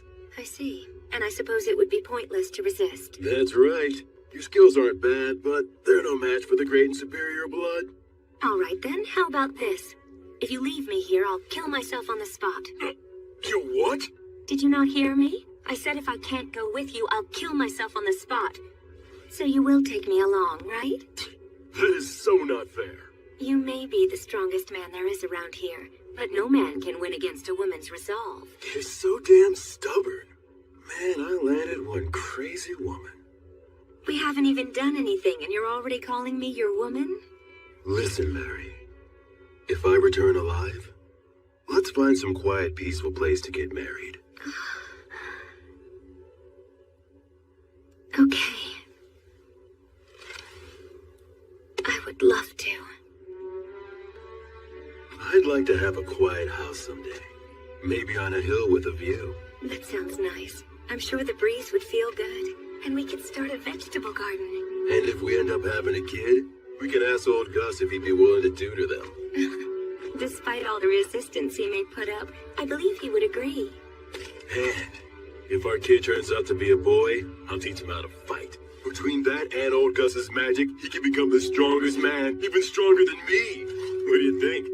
I would be terrified he'd turn out to be a strong and clever failure. Oh, that's harsh. And I suppose my role will be to teach him all of the smaller things in life. Our kid's gonna be adorable. That's right.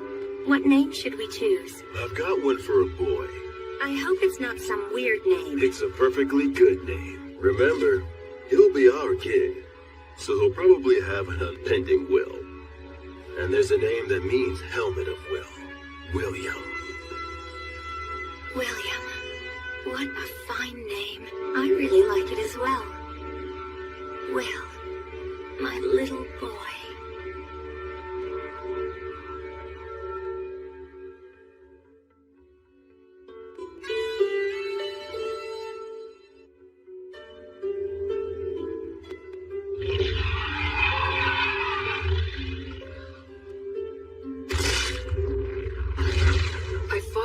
Several times since I left the city of the dead. As someone trained by blood of the others, and after fighting an undead god, everyday demon riffraff are nothing to me.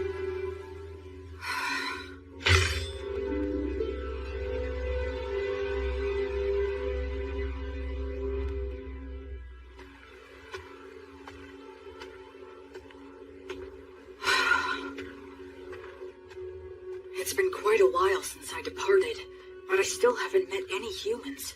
All I see is the occasional wild animal and bizarre, distorted demons. It's so cold.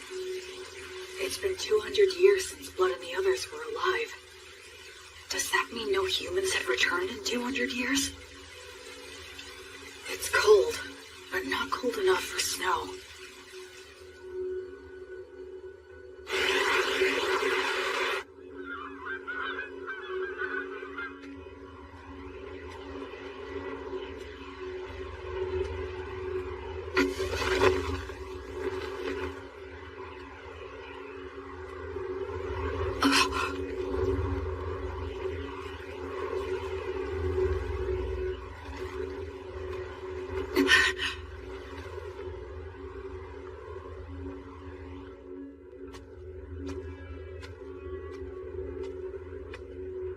But there aren't any people.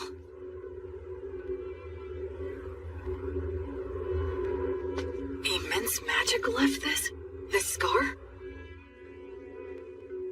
Gracefeel, goddess of light, bring guidance and peace to the souls who are wandering this land.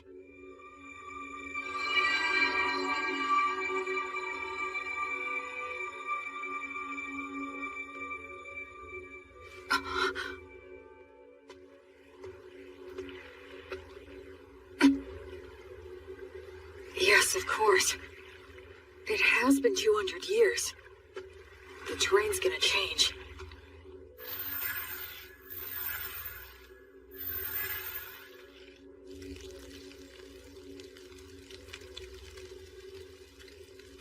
I'm running out of preserved food, but I can get bread by praying for the blessing, and I can purify water so I can survive for a while.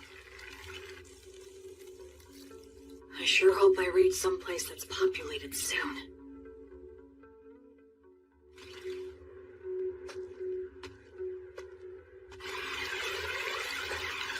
If I keep walking downriver, eventually...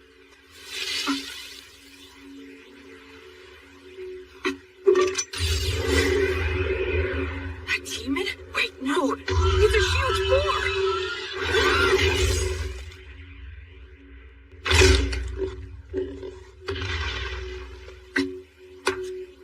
I should finish it. What's this? That's the same white fletching. Is he a hunter? Looks like I'm in a jam here. Both of our weapons are drawn and ready. It all depends on what he does. I finally met another person. I should show him I'm not a threat. Should I drop my weapon? He might attack, though. Should I pray for the blessing and show what a devout follower I am? That might be mistaken for an attack. I need to choose my words carefully. I'm an outsider with no way to prove my identity. Aranura, Rumen Commentiribo. Ancient Elvish. Are you related to the elves? No, but I can see that you must be related to them. Your bow is elven, is it not? Well, you're not wrong there.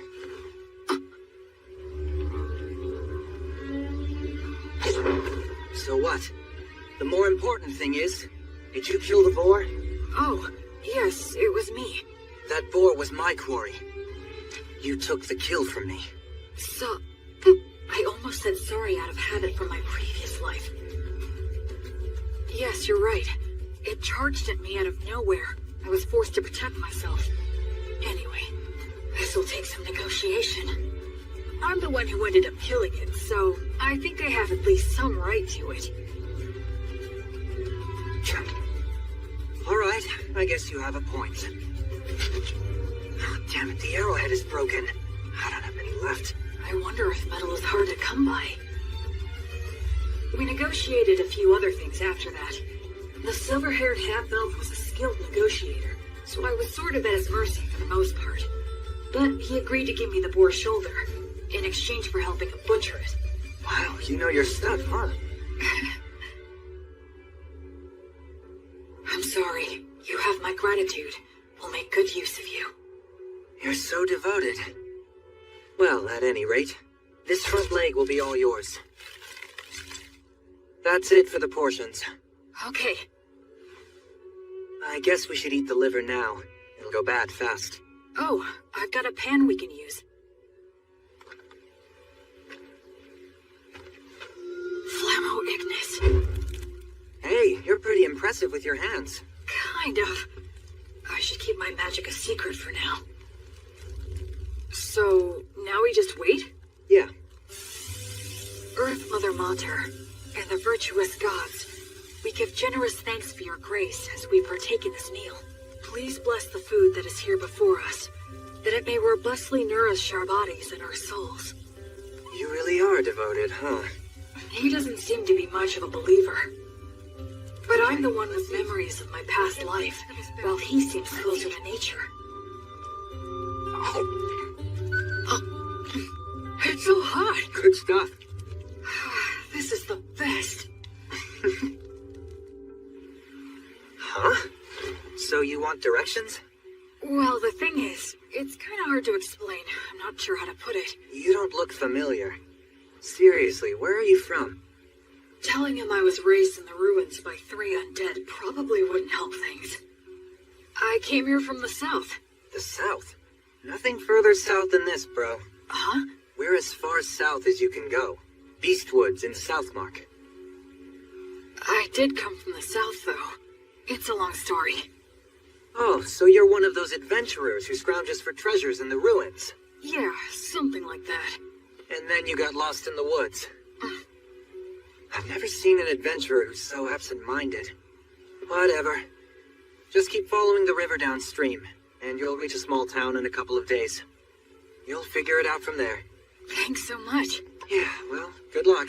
Hey, if it's on the way, do you think we can stop by the settlement that you're living in? I mean... No. I want nothing to do with you. Take a hint. Yeah, of course not. Who'd want a total stranger in armor like this following them home? I'm sorry I asked. You better not follow me. Will you be okay with no light? Don't worry about it. It's none of your business.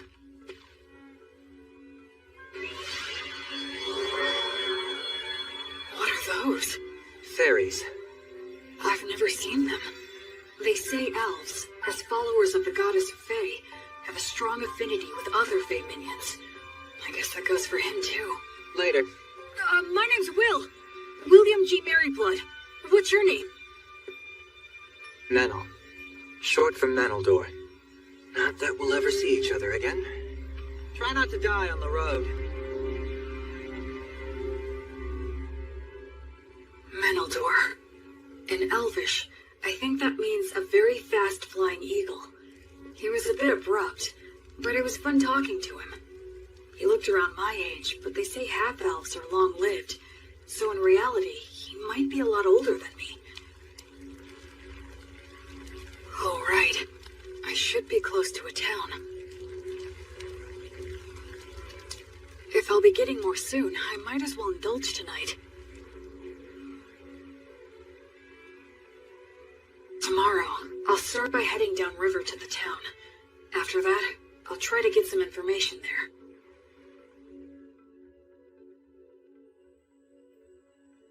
O light, my heavenly light, as you travel, I pray strongly for thee. Bring light to the faraway darkness. Be blessed.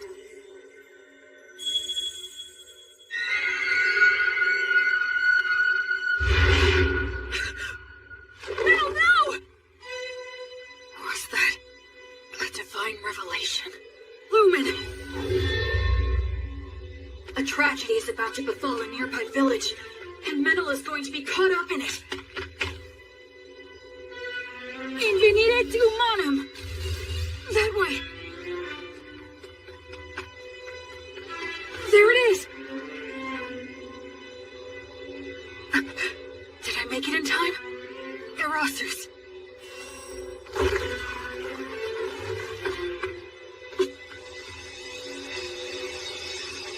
I thought I saw something shining in the forest right now. Sure you weren't just seeing things? Thank goodness. If I tell them I know Menel... Quick, hide! Get behind me! Hurry up! Are they raiders? Will Menel's village be attacked? Will he get caught up in disaster? No. A divine revelation is after the interpreter. No. It can't be. How could I have been such an ignorant fool? Menaldor isn't the victim of this tragedy. He's the perpetrator. Go. Secure the village. I'll deal with this one. Menel, what are you doing? I thought I told you not to follow me. Die. Everyone wake up! Get out here! They're under attack! Get your weapons! Acceleratio! Some gnomes slip underfoot. I have no strategy against someone who can use berries. In that case... He doesn't even realize that if your muscles are built up enough, you can solve most any problem by force. Damn it. Salamander, burn him alive.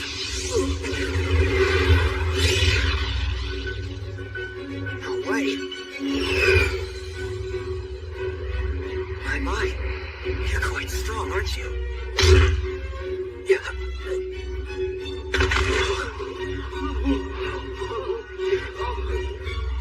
I need to subdue them all before anyone gets hurt or killed.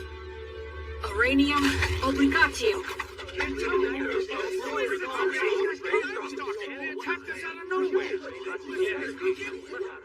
I hate to let a warrior priest see us behaving like this. Thank you again. We appreciate all your help from earlier. Pleasure meeting you. I'm John. Likewise, my name is William. People from all over with different ideas about the law drift to this village naturally. It's always like this. This village is in an area of Southmark known as Beast Woods. Apparently, it falls under the rule of the Fertile Kingdom, but the law and authority of the kingdom doesn't reach these dangerous remote regions, so the area is dotted with villages populated by criminals, fugitives with no relatives, adventurers who scavenge the ruins, and other outsiders. Of course, I'm one of those people myself. So, what's going to happen to them? I'm not sure. Your guess is as good as mine. They're all from a neighboring village, which is about a day's travel from where we are right now. Neighboring village? Neither of our villages are all that well off, but I thought they at least had enough stored up for the winter. And we have always gotten along well enough. Also, that silver-haired half-elf is a well-known wandering hunter in these parts. He's helped us get rid of dangerous beasts lots of times. But this... Settle down now. Everyone's worn out from all this chatter. Time to take a break and have some water. This is our chief elder, Tom. Good day, warrior priest. John has told me all about you. Please allow this old man to also offer his gratitude. Oh no, all of this is because of the guidance of the Goddess of Light. Oh, well, in that case, I must express my gratitude to the goddess as well. Now, warrior priest. Is it safe for me to assume that if anything more were to happen here, that you would protect us? Yes. I swear on the light that is Gracefield that I will protect everyone here. All right, then we don't need to worry about our safety if those ruffians attack again. Now listen, everyone, I believe we should wake them all up and ask why they've done this. Do you all agree? We should hang all of them. That'll be hard if you can't. Prisoners like these guys ought to go quickly. But it's dangerous to do that before we know anything. Maybe the warrior priest here can help us to decide. It seems like he wants to question them before proceeding with a plan. The demons. Our village was destroyed by them. Many died. Half of our village is gone. Our women, children, and wounded were left with no food or any shelter in wintertime. If we're gonna die with just the shirts on our backs, then... I'm the one who suggested the raid. I knew we'd lose against the demons. We would be better off looting a village and going somewhere else rather than dying. An old lady in that village named Marple helped me out a lot. And this Marple, what became of her? She died. I see. Just hang me. This was all my idea. It was me who deceived these men. Please let them go. I beg you. No way we can do that. Like hell, man. Just hang them all! Stop. We owe a debt to this hunter. And I do sympathize with the people of your village. However, we have no choice but to hang you. Since they have nowhere to go, if they're set free, they'll just loot again. They have to be killed for the safety of the village. That's the smart choice. But my mother told me, love others unconditionally, and always do good things. And my father told me, move forward with faith in the results you'll achieve. And don't get so stressed that you freeze in place. I still carry their words with me, right here in my heart. Excuse me! I will overturn this hopeless situation before me. Can this be resolved with money? Compensation, monetary atonement? Are you familiar with that custom here? Well, of course we are, but Who here would be able to pay for that? these guys are flat broke. I am able to pay the money. Warrior priest, why would you offer this? Because demons are my arch enemies. They're the ones who killed my parents. Besides that, I swore an oath to the Goddess of Light that I would banish evil and save the suffering. We should readily assist those who have suffered at the hands of demons. We can't allow a village occupied by demons to exist. I'll go and fight them. Actually, I'd like to hire this young man to accompany me. He's an excellent hunter and he knows this forest, right?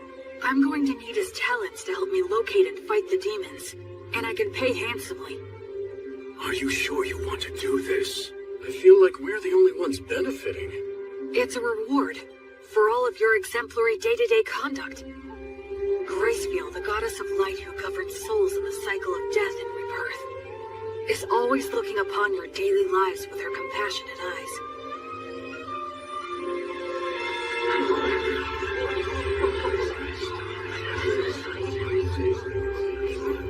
Then let us untie them now.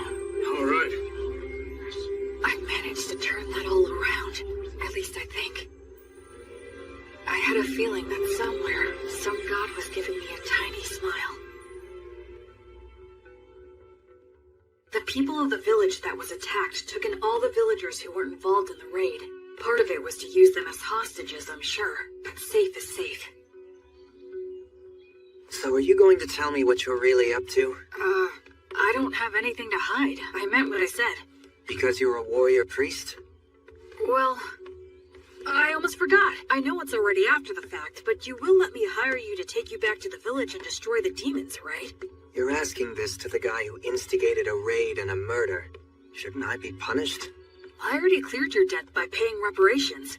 Besides, it was the only way you could help out. The people were starving, right? It's never crossed your mind I might betray you? If you do, it's the people of the neighboring village who will suffer. You're too damn nice. One of these days you'll be picked apart and left for dead. Well, I'll be very careful then. Okay, sure, I can work for you. I do need some money after all. Great, thanks.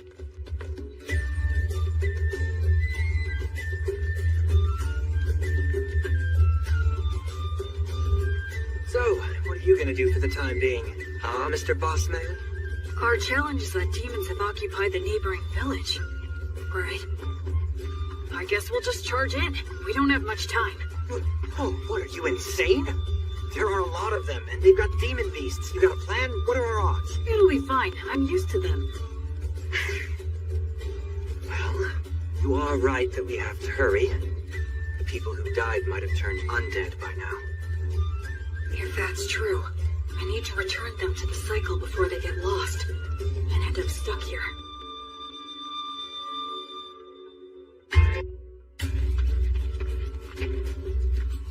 Come this way. Can we get through here?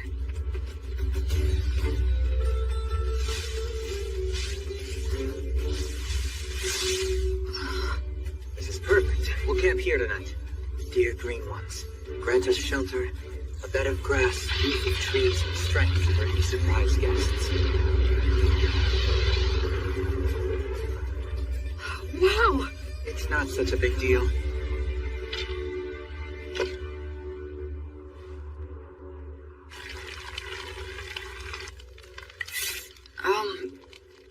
You're awfully quiet. Did I do something wrong? I wasn't raised very well.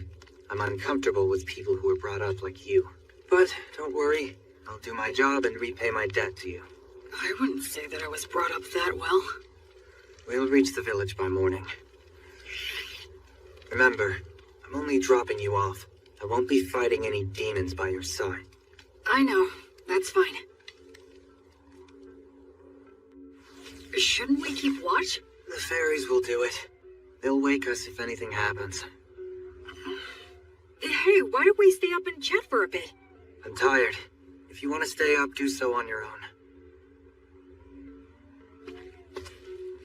I wonder how long it's been since I began my travels.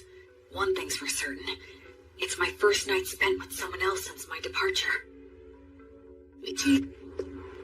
Ruins, huh? Used to be.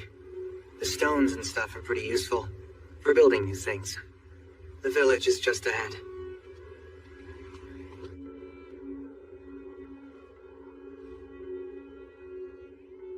They're here. Yeah. I'll go and scout it out. You stay put.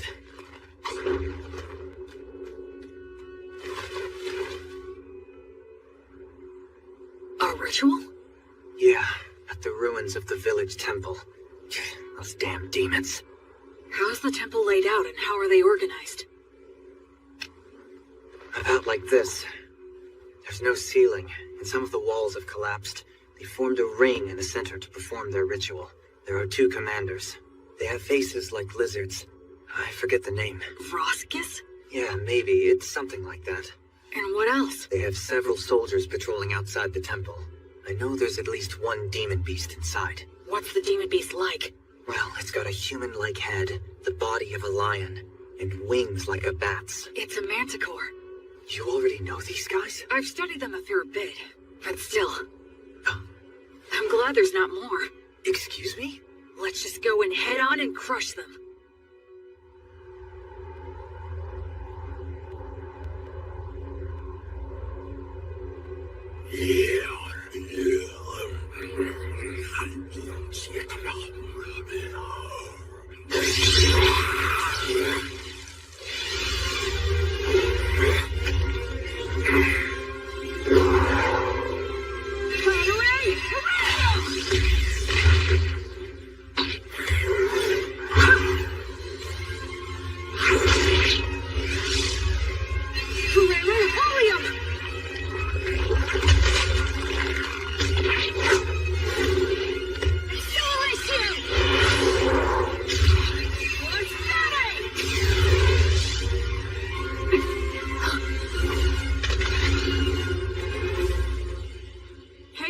said you weren't going to fight.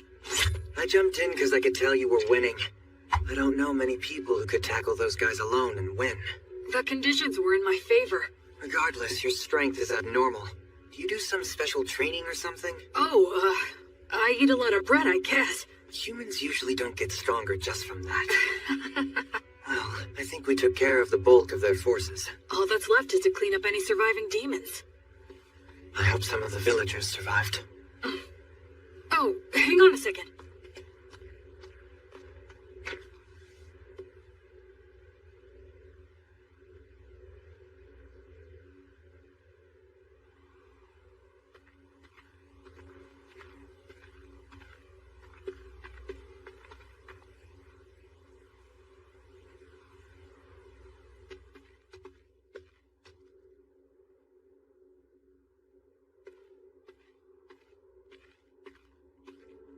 Brother!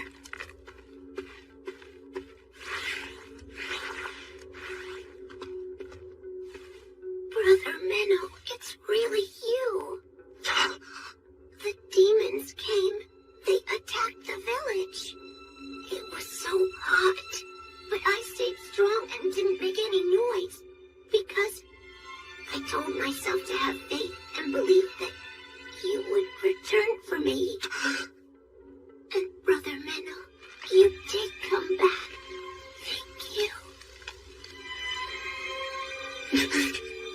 Why won't you?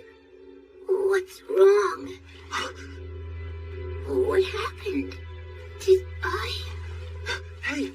Listen, you did well. You did a good job. Who are you? I don't... Don't worry, I'm a good friend of Brother Menel's. I'm sorry. He's a bit unsteady on his feet because he's very tired. Oh, okay. That's right, you're a good boy. Go on. Menel? I got here late. Sorry about that.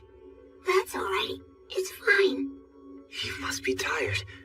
You should rest. Yeah, you're right. I do feel kinda sleepy. Sweet dreams, little one. Goddess of Light, Gracefield. Grant him some peace.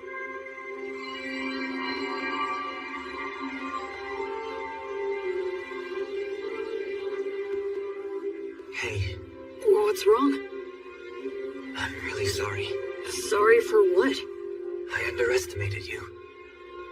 I thought you were just some rich boy who happened to earn a god's protection and got cocky, spouting mindless cliches. Anyway, I'm sorry. Don't worry about it. There was still a distinct look of pain on his face, but Menel also had the faintest of smiles. He didn't hesitate anymore after that. He held the hands of the undead and exchanged farewells with them.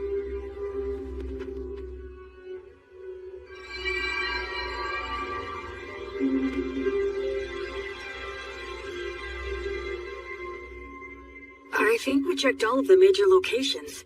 I don't sense any more demons. One more. Huh?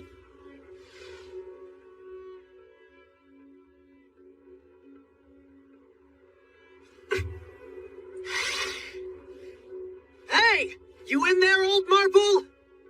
Huh? Whose voice is that? Oh, look, it's you, Meadow. This ghost is close to the highest rank. Her soul must be extremely tough. If she resists, my power might not be enough. If it comes to that, I'll have to use a magic weapon that works on spirits. Oh, you really don't need to worry so much, young man. I'll have you know I haven't gone senile yet. Really? Well, that's a relief to hear.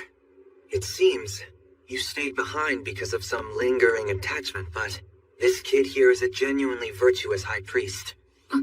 Returning lost souls like you to the cycle of death and rebirth and treating wounded people are what he does best. Oh? Listen, we can take care of the village now, and I think it's high time for you to move on. Unless you still have something to say. I can deliver the message for you. Minnow, You've been bad again. No, I promise I haven't. And where the hell did that come from anyway? Maybe you are senile. I can read you like a book. What's that supposed to mean? You're lying, that's what. I can always tell when you're lying. You're a little hooligan, but at your core, you're honest and smart. All this killing and stealing isn't for you. My goodness, you know this more than anyone. You see now, don't you? Shut up. What did you say? Shut up! What makes you think you know anything? Just what the hell was I supposed to do, Marple? You died, and everyone else in the village was starving. What else could I have done? You think I should have prayed to the gods or something? The gods? The gods have never helped me out, not even once!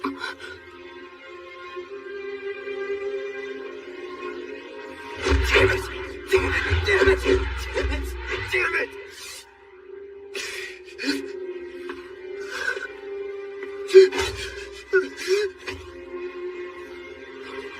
Damn it all. I've had enough. Just let me die with you. The life of a half-elf is too long for me. Those with elven blood live for hundreds of years. Even after they lose the people and places they love, it still doesn't end. They can't leave. Listen to me, Menel. Now, Meneldor. Despite all that, the gods have given you a second chance. It's your last chance. Stop living like some useless bum.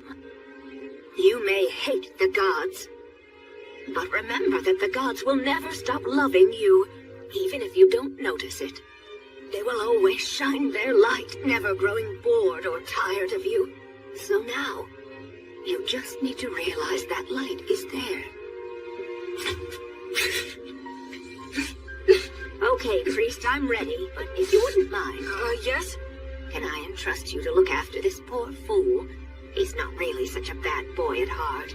So please, treat him well, won't you? I will. And as for those darn demons and demon beasts that attacked the village, I'm certain that they weren't just strays. The stronghold where their boss dwells is deep in the forest, and he sends his demon minions all over the place from there. He commands the demon beasts to attack people. It seems like they're putting all their effort into one big evil plan. If I may, your lingering attachment. Well, I couldn't pass on without making sure someone knew this. Anyway, I appreciate the offer, but I won't be needing your help. You see, someone's already waiting for me.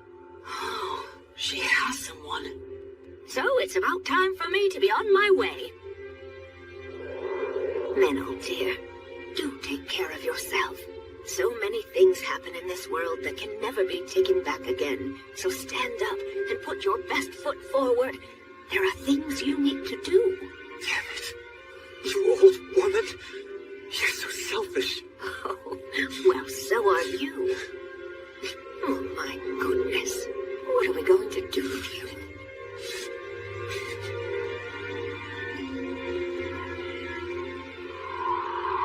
Well, I'll leave the rest in your hands. Of course. You can count on me.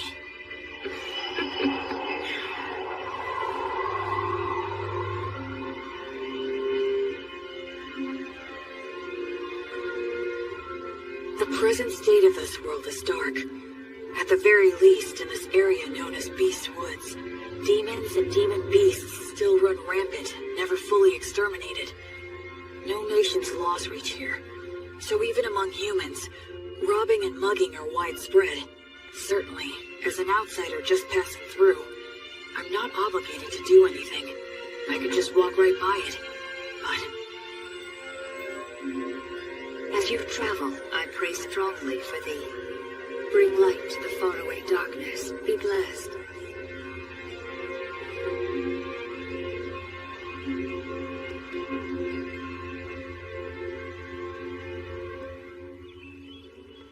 a few days later, the villagers returned.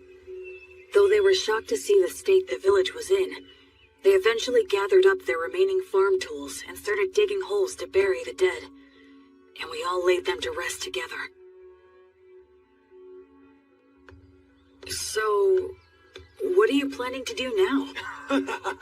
Well, feast your eyes on this.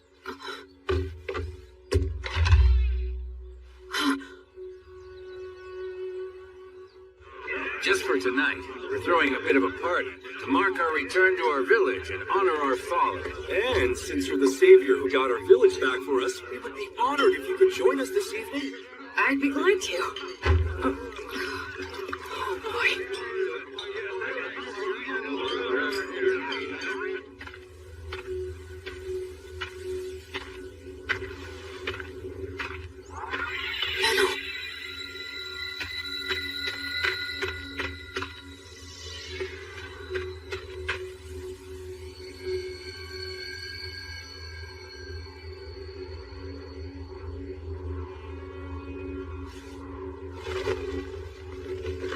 Hey.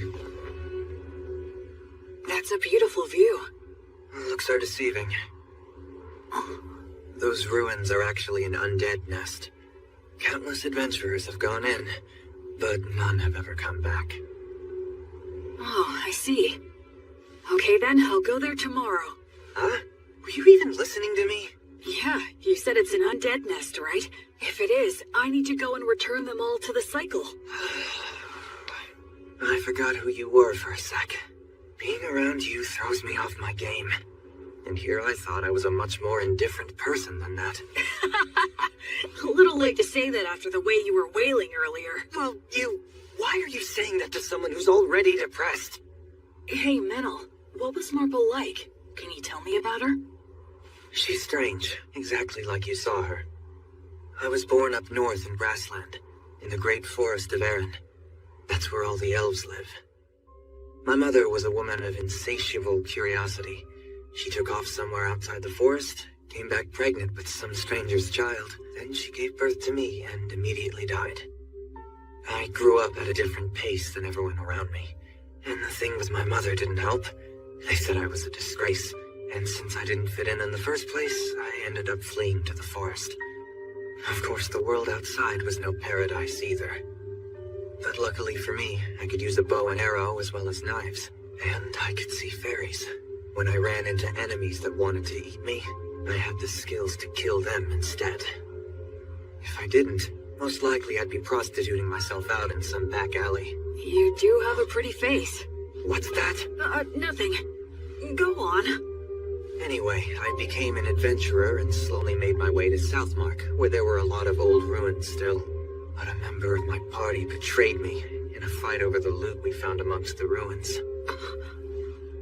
He poisoned my food and I nearly died. I killed him with my own hands. But all of them except me died anyway. I didn't even know where I was wandering off to. It was near that village that I finally passed out.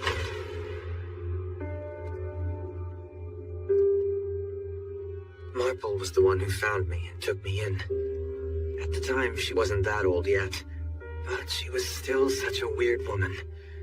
She lent her bed to the antisocial kids she'd found lying on the ground. She let me eat her food, and even lectured me about trying to live a decent life. A lot of people ended up at that village after being found by her. What was she exactly? I have no idea, really. Of course, she's dead now, so we'll never know. That happens a lot on this continent. She did take me in and looked after me well. That's when I started pretending I was a hunter. There are a lot of nasty creatures and demon beasts in this area. I was relatively useful, and I had a place to belong. But I lost it all without any warning. I got all the survivors together so we could be the ones doing the stealing. But thanks to you, we failed miserably. It sucks having a longer life than anyone else in a place like that, so it's depressing. I just want to die sometimes.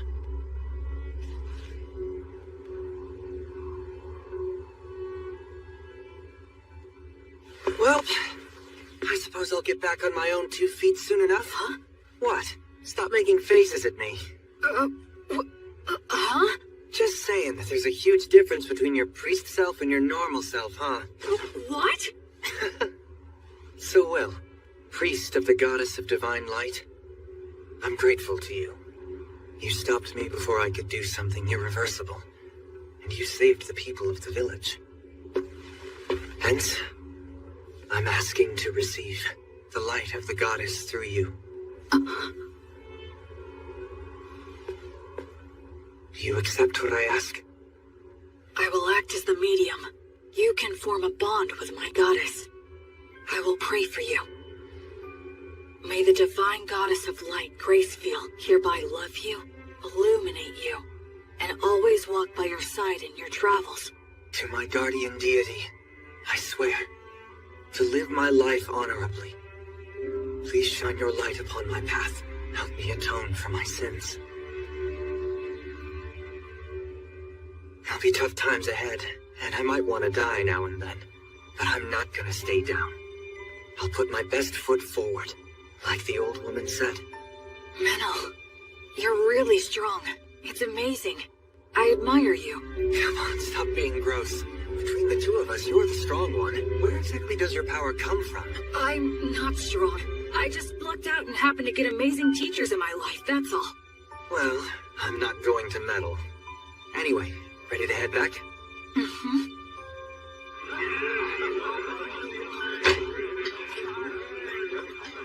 Blood.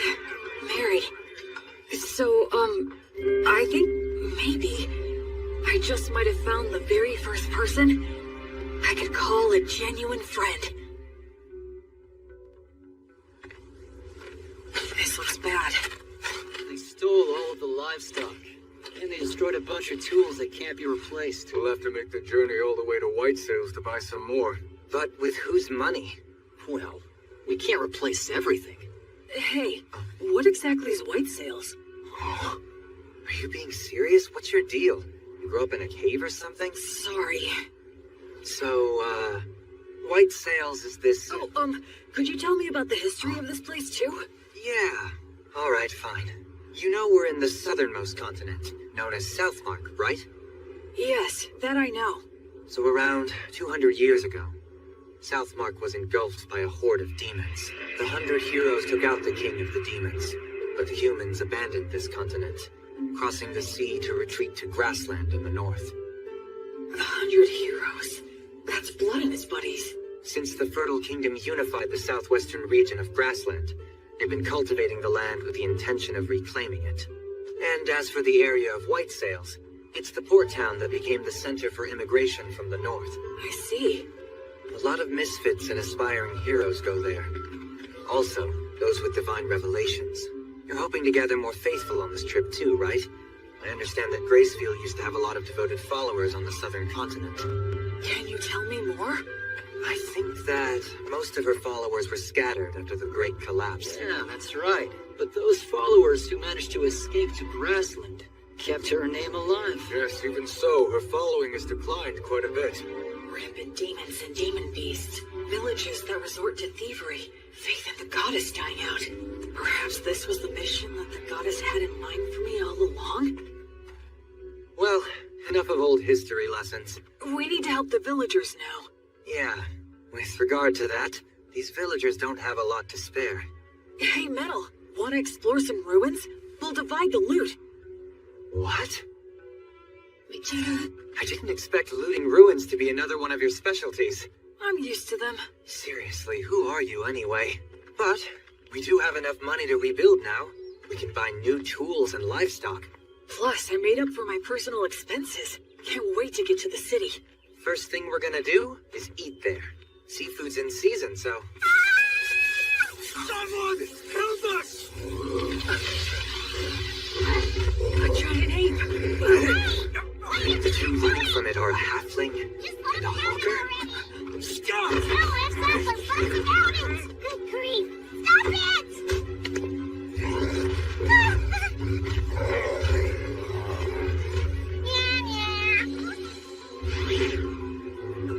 Who are you? What is this dangerous? Blood told me that when facing a wild animal, the moment you break eye contact, you lose. Well then, come at me if you're going to. We can do a little wrestling.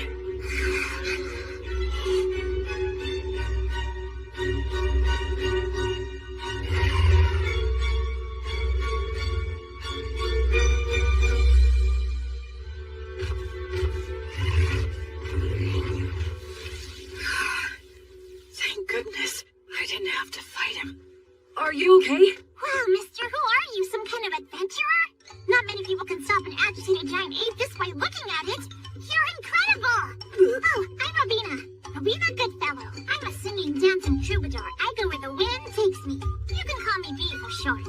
And that dork over there is Antonio the Hawker. I call him Tonio. The company he worked for went under, so now he passes himself off as a hawker on remote country roads. Sometimes it's hard to get a word in edgewise. We were just on our way back to White Sails, which is my home base. White Sails, huh? Boy, you really saved our hides. Thank you very much. My name's Menaldor. I'm a hunter around here. We were about to do some shopping in town. And this guy is... I'm William. William G. Merryblood. I'm a priest in service to Gracefield, the goddess of light. You can call me Will. Wow, that's a noble name. Gracefield's the one they love in the southern continent, right? Oh, wow. I didn't know she still had priests. And not just any priest, a warrior priest. Am I right? Am I right? It's true. He may look spacey, but he's got mad skills. I mean, I hardly ever get attacked when I'm walking with him. Are you saying that the beasts know how strong he is and avoid him? What the heck? How cool is that? What? You usually see more of them? Yes, of course. That's why it's called Beast Woods. It feels like their eyes are piercing me. Anyway, is it just the two of you? No guide? Or were they killed? Well, actually, when we came across that giant ape in the forest, I'm embarrassed to say that they ran away. Some guys conned you out of their upfront pay and then bailed? You need to get way more savvy about people, Mr. Peddler guy. I'm rather ashamed. And they made a big old racket when they ran too. It was really nuts. Giant apes don't even normally attack. They just look scary. They both lost their guides? So now what are you two gonna do? We'd be more than happy to take you with us if you want. We'll just say you owe us one. I'll do the deal making, not you. So, we'll owe you one of what? We want to buy livestock and some other stuff in White Sails. Ah, I get it. If that's what you want, then I'd be glad to help. I can introduce you to a dealer that I know. We appreciate it. And sorry for butting in. This guy has no idea how the world works. So are you really born as a true noble? He has that air about him? Like he's pure and untainted? Nah. If I told you about my origins, I suspect you'd have a hard time even believing me. You mean you're of such noble birth that you can't talk about your family? And a priest to an unsung god too? Wow, that's fantastic! My poetic heart is bursting with inspiration! Wait. No matter what I say next, it'll probably only make it worse. Now what? Okay, it's settled. Let's get moving. Yep, time for racing!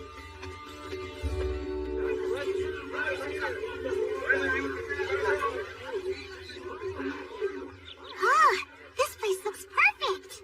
Woohoo! Introducing B! B and Tonio warmed up to me quickly. Tonio has a gentle demeanor, and he's good at getting close with others. As for B, she doesn't seem to have any boundaries when it comes to people. Ahem! It is now time for me to sing you all a song. I'm counting on you to clap along for me, and you collect the donations when... Sure! You got it, B!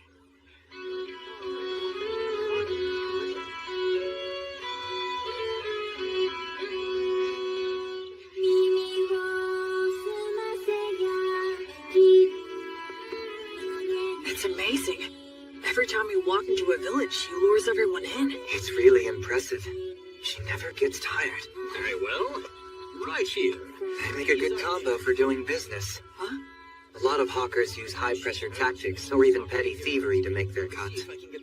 I see. I guess it's true about him working for a company. I will. Excuse me, I'd like to ask you something. Sure, what is it? Well, this is my question. Can the blessing you invoke heal sickness and injury? Yes, it can. I see. Then I have a proposal for you. Huh?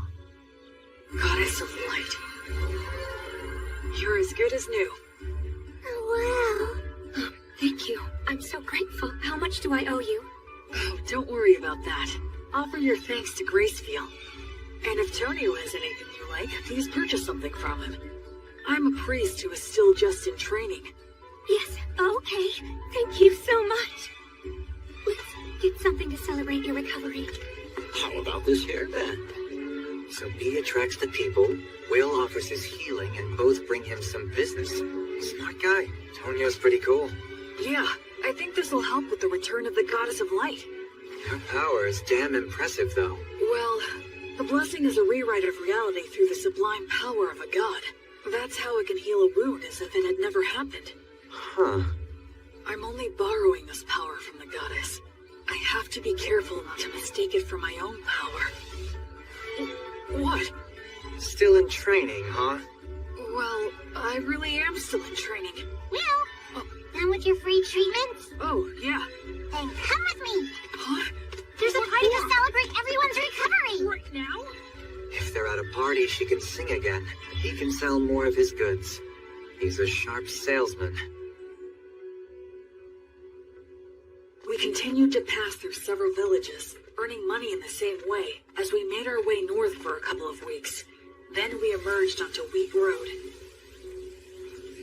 Let's sleep over there tonight. Man, you guys went too crazy. It's already dark. Sorry about that. Whee! I'm in such a good mood today, I'm going to give you all a free performance. Wow, how generous of you. Now, wonder what I should sing. I think Race Stop the Penetrator is epic, but it's way overdone these days. I know! The three heroes from the killing of the High King. It's a really good one. It's got the Wandering Sage, War Ogre, and the beloved Daughter of Mater. Ah, that sounds great. Now that's a solid pick. Actually, I haven't performed it in quite a while. Hey, what's wrong, Will? Oh, it's nothing. Go for it. I'd love to hear you sing. Great, you just said the magic words. Without further ado, then. Time rolls on. Or perhaps it's us that's marching on. Be it the strong and sturdy warrior, the bright sage, or the holy woman. So their names really are remembered. But their ashes and their names remain. This is precisely why their song must be lifted up high. So their good deeds live on, and their heroic names resound throughout the world. I sing this night of the Wyvern Killer, just one of the many fearless adventures of the three heroes. Keep quiet now and listen to this tale, one and all.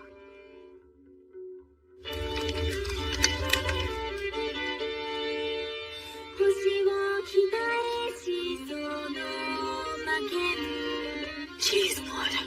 You never talked about yourself at all. So this is what your past was like.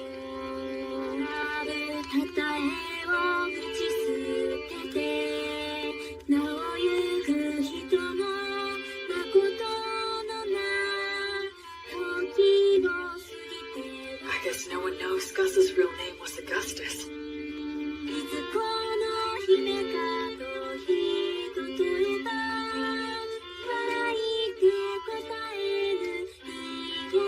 Mary's refined manner definitely gave the impression of noble origins, but I'd believe it if someone told me she came from a poor village, too. These are bygone days, now far away in the past. Oh, countless wishes now left with no way home. I can only play your melody loudly, to be carried upon the passing winds. The story takes place before they were known as heroes, when the three of them were traveling together. A certain remote village that they visited was attacked by a wyvern, and a beautiful half-elf was chosen as a sacrifice to appease it. Upon hearing of this, Mary said they should save her, but Blood asked where they could possibly get the money, and Gus said nothing. Their personalities in the song are slightly off, I think, but still, it brings their voices, words, and expressions clearly to my mind.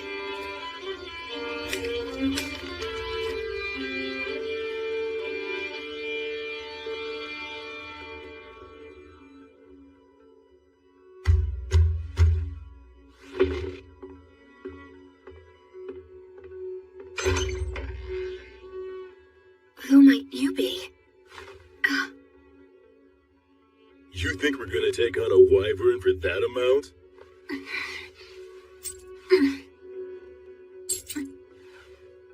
Ah, what fine money. Look how it sparkles and shines. If this will be the payment we're given, then... We have no choice but to do the job. Oh, damn, you're such pushovers. There's no profit here. I'll pay more if it's not enough. You can sell me to a slave trader if you want. You think even that's enough? You do have some guts in you, kid. You're small, but a mighty warrior. When a warrior swallows their pride and asks for help, it's only right to give that help. Let's do it.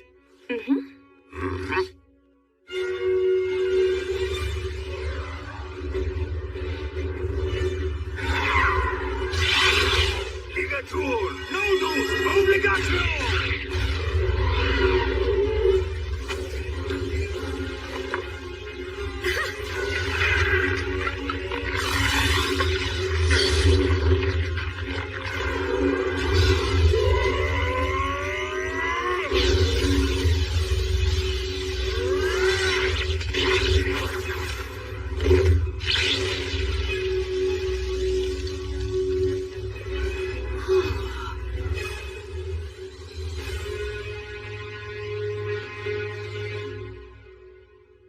So, what are you gonna do now? Neither one of you can stay in that village anymore.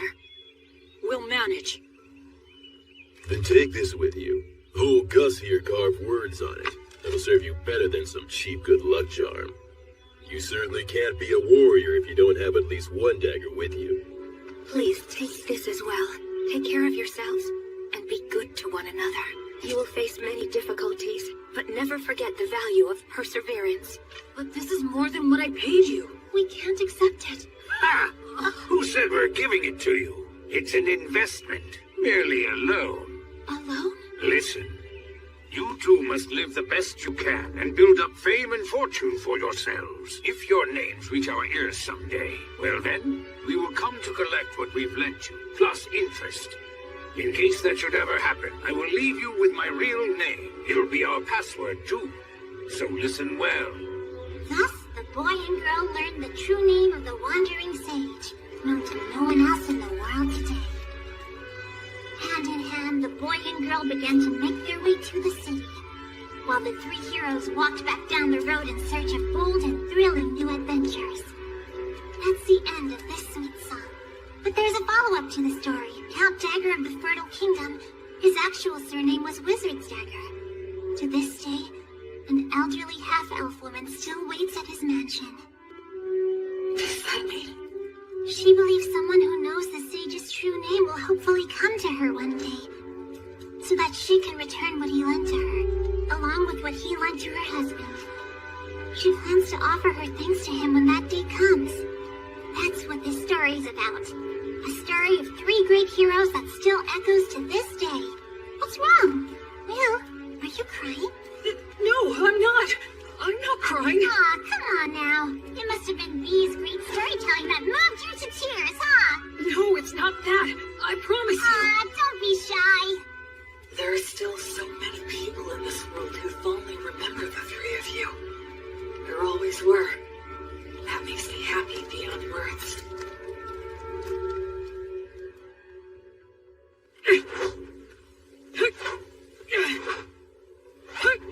The Fertile Kingdom, huh? Once we cross the sea, maybe we'll meet people who still talk about blood and the others. Hey there. I see you're up. Looks like you're working hard. Hey, Tonio. Will, you're a strong young man. You think so, huh? In looking at you, it's become clear to me that your movements have been refined many times over. But then again, maybe you don't want to hear that from a guy who got conned by phony adventurers. In any case, it's obvious that you're used to handling that fine dwarven spear. And those who can handle that masterpiece have to be a master themselves. But there is one thing I don't understand. Something you don't understand? I'm curious to know what it is that you desire. Why are you asking me this? Well, because I'm a merchant. It's my job. I move product and grant people's wishes for fair wages. Satisfaction is a merchant's specialty. You are quite a mystery to me.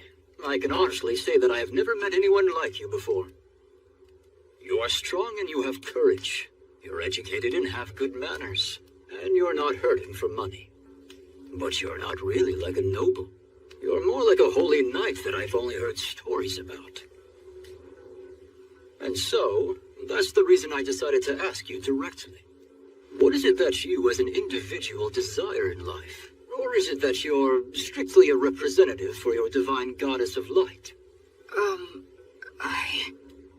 I had a happy little life up until now, but I lost it shortly before I set out on my own. I gained the divine protection of the goddess of light in its place.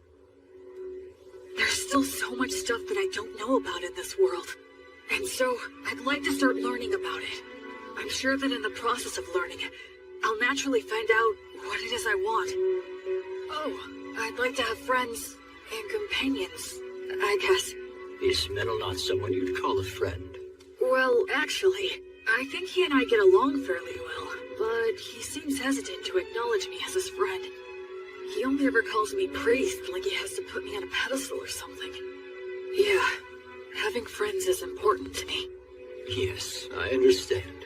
Then perhaps I will nominate myself to be in third place position. Huh? Because I'm sure Metal and Robina would be mad if I jumped in line ahead of them. The very thought scares me. Well, shall we get some water and start preparing breakfast for everyone? Yep. Okay, here you go. Wow, so good! It really is. You're a fantastic cook, Tonio. He sure is. Honestly, it's one of the only reasons I travel with him. We're eating a lot better now, thanks to Tonio's good cooking. That's right, you can't cook to save your life. Well, it's just that... Hey, Menel, your cooking isn't all that hot either. What? You ate it? Well, we always get good bread from Will at lunchtime. Isn't that so cool? He prays and it suddenly appears. I'd prefer to stop as little as possible. I'm grateful to have food I can eat as I walk. Cool. Let's get ready to leave as soon as we're done eating. Yeah.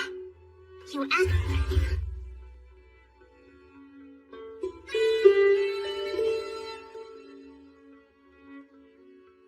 All right! We finally made it to White Sails!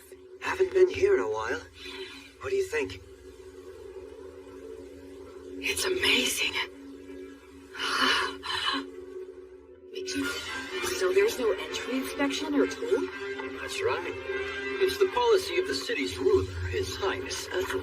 Goods enter the city by boat in tremendous amounts, and then they're distributed throughout Self-Mart by land and water. Wouldn't that mean a massive amount of goods pass through here then? Yes, and if all of them are checked at the gates, it would be a hotbed for the smuggling of both goods and people. Oh, I see. So, Ethel imposed docking fees for ships and rental fees for companies setting up shop here to make money for the city, keeping the movement of people and goods as unrestricted as possible. It seems like the economy is their top priority. It's a very advanced city with a real sense of freedom. Quit talking about all that boring stuff. It's Will's first time here. Let's have fun. Come on, this way. Will, this is the city's biggest market. Wow, real people. That surprises you? Look, so beautiful. All this jewelry is in style right now. In style? Yeah, you betcha. They have the latest styles here? That means these people are doing well enough to contemplate things like fashion. It's just one shock after another in this city. Is that... Yeah, that's a street light. Street light? You don't know what those are? Gosh, you're behind the times. Every evening, the apprentices come out.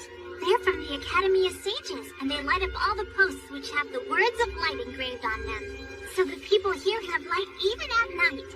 This assignment serves as training for apprentice sorcerers, and they can earn a little pocket money as well. That operation over there is also a large source of income for apprentice sorcerers. What is it? Oh, come on, Will. Even you have to know what that is. It's the public bathhouse, Balnea. Balnea? Oh, what's wrong? A public bathhouse? They have baths here? The water's so clean, you can see right through it. Oh yes, so that's an effect of the words of purification. Instead of the massive amounts of fuel it takes to heat the baths, they can use words of heat. That's amazing. So it's less like a bath and more like a sauna and a cold water pool. But still, it's incredible. The breeze feels so nice. I used words of purification to keep up good hygiene on the road, but it's great to have an actual bath. Boy, it feels good to have a bath after so long. That's for sure. I just hope things don't get all messy again now. What are we gonna do next? One of the best things ever! I'm bet you must have been super starving, huh? The food is quite good here. Agreed. I think we all could have used a little more broth, though. It's absorbed the flavor of the fish so well, and the saltiness is just right. I haven't eaten anything like this since I left the temple. It tastes like civilization. All these dishes are so delicious, I can't remember what we were talking about. This is also delicious. Excuse me, could I get a refill? For me, too. Coming right up. When we're done eating here, we can head over to the temple. Well, since you're a priest, you need to pay your respects, right? Oh, yes, you're right. Wow, that must have cost a fortune. Aw, don't be like that, Menel. I'll be back as soon as I'm done. Please wait here for just a bit. Are temples in cities always this big? It looks like a beautiful work of art. It feels more like a tourist destination. Excuse me. Yes. Can I help you? I was wondering if you could tell me if there's a high-ranking priest here. I've received divine protection and become a priest, so I wanted to pay my respects.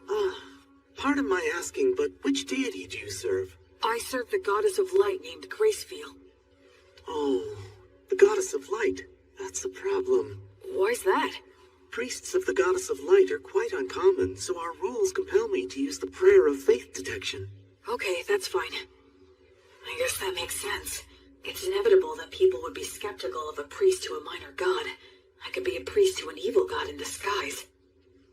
The thing is, all those individuals with the divine protection that qualifies them to determine another's faith are out at the moment. They're all out? Yes. It's because attacks by demon beasts have been on the rise everywhere recently. All but the vice bishop are extremely busy right now. Vice? What are you doing in the middle of the aisle? Oh, Bishop Bagley! Answer me. I asked you what you're doing. Well, I just... It's an honor to meet you. My name is William G. Merryblood. I have earned the divine protection of Gracefield, the goddess of light, and I have come to the Temple of White Sails to pay my respects. I see. I am Bart Bagley. I am in charge of this temple. Gracefield, huh? The deity who has been completely lost as of late? And what if you're a suspicious person using her name, planning a very dangerous plot? You have every right to be suspicious. Is there anything I can bless to prove myself? Ha! You novices are so quick to rely on your divine protection. Listen to me. Divine protection is not something to be used lightly, nor is it something to use ostentatiously either. He has a point. Gus said the same thing about using magic. I was using my blessing freely since it poses little risk, but... Yes, of course, you are correct. I truly thank you for reminding me of my lack of experience. Ha! Explain what the teachings of the Goddess of Light mean to you. Light only exists in the dark. Words only exist with silence. And life can only exist where there is death. You enter his name in the registry and show him around the temple. Yes, but we haven't performed the prayer of faith detection or the prayer of lie detection. You fool! What did I just say, you idiot? Right now, I need to go make an appearance at the Weavers Guild banquet. Spend your time as you please, but do not cause any trouble. And make sure to offer some money. Well then, right this way, sir. Oh, right. I realize how unpleasant it must have been for you to have met Bishop Bagley, but you handled yourself very well. Huh? Well, the head of the temple loses himself in parties and pleasure-seeking. He's quick to anger and always complains. Despite all he says, he never uses his blessing. The vice bishop, on the other hand, is a most wonderful and virtuous person. I'm sorry, don't tell anyone I said that, okay? Sure. Hey, what do you know about the head of the temple?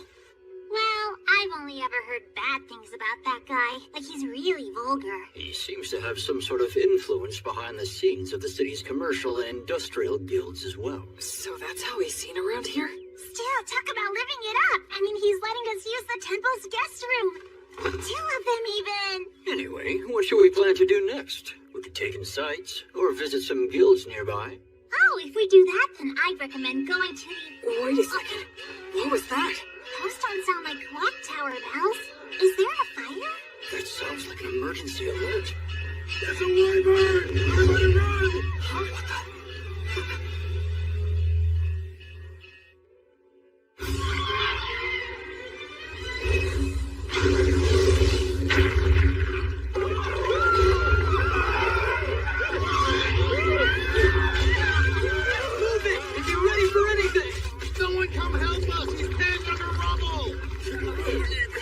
What's going on? Stop pushing! Where is my child? Oh, gods.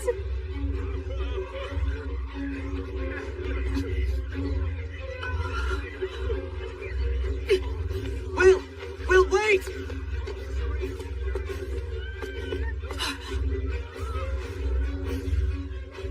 Why is a wyvern here?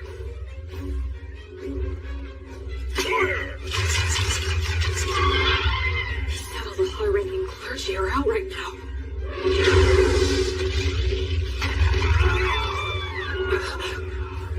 Their civilization, their city, everything they're dreaming of protected.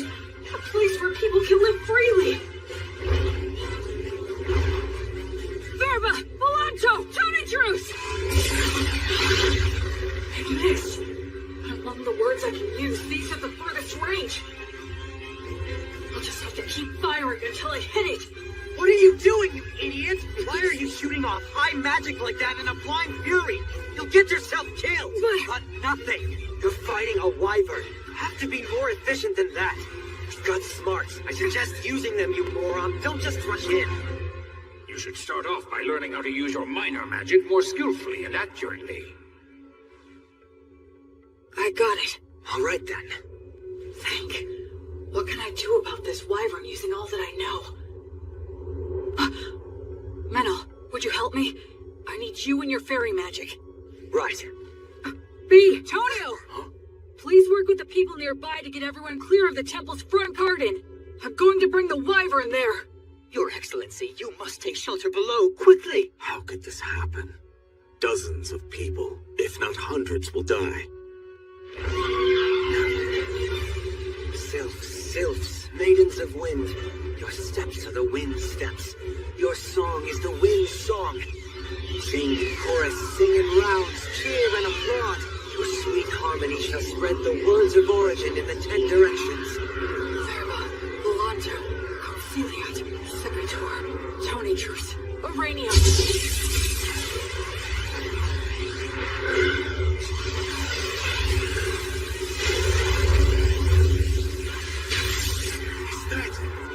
Magic? There's a fairy user too? Man, are we lucky. We've got this. We can do it. Hurry!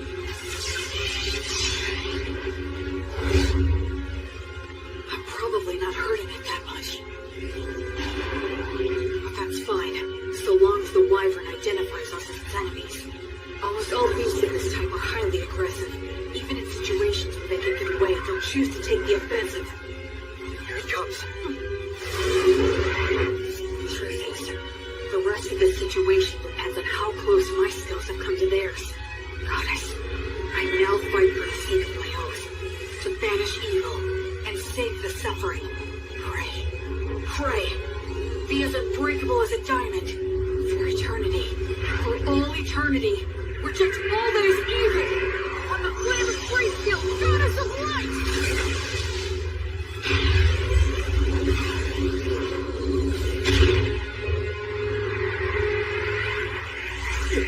What the heck is that stuff?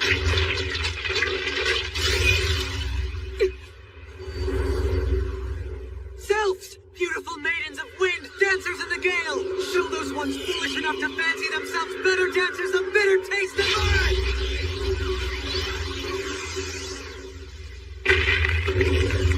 Leader! Notice! It's bowed up. No, it's trying to tear them off. Damn, it's strong. Acceleratio!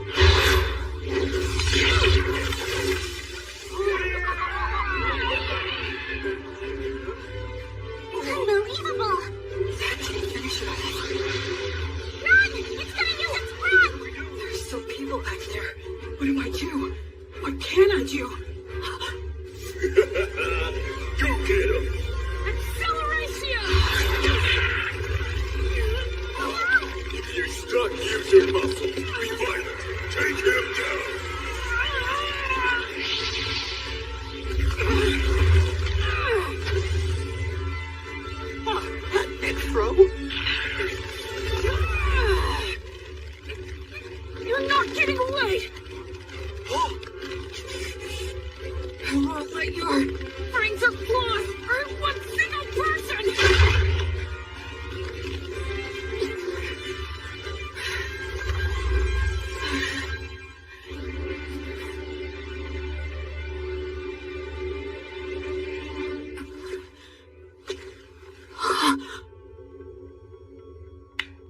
Well done. Excellent work.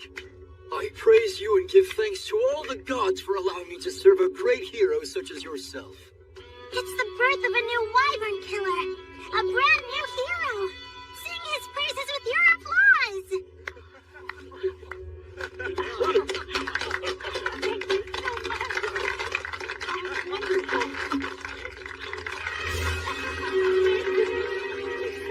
Guess we're too late, huh? I had no idea so many magic users and a warrior strong enough to kill a wyvern were staying here. It is truly divine providence.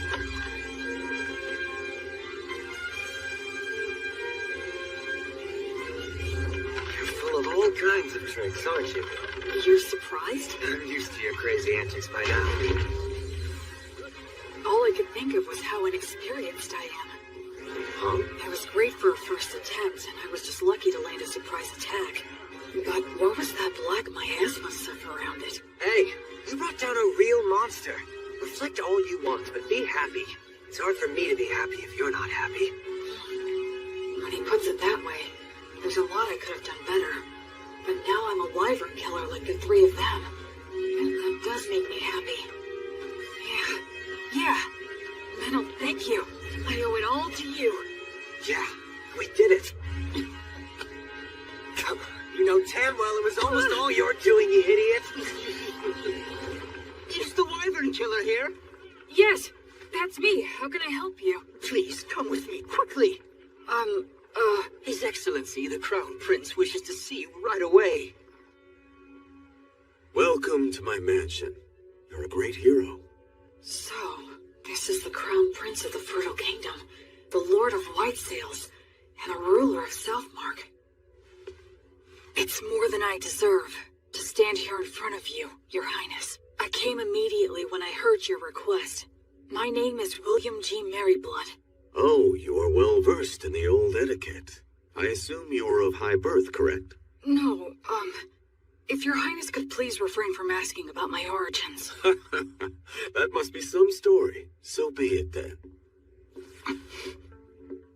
Please, have a seat. Thank you.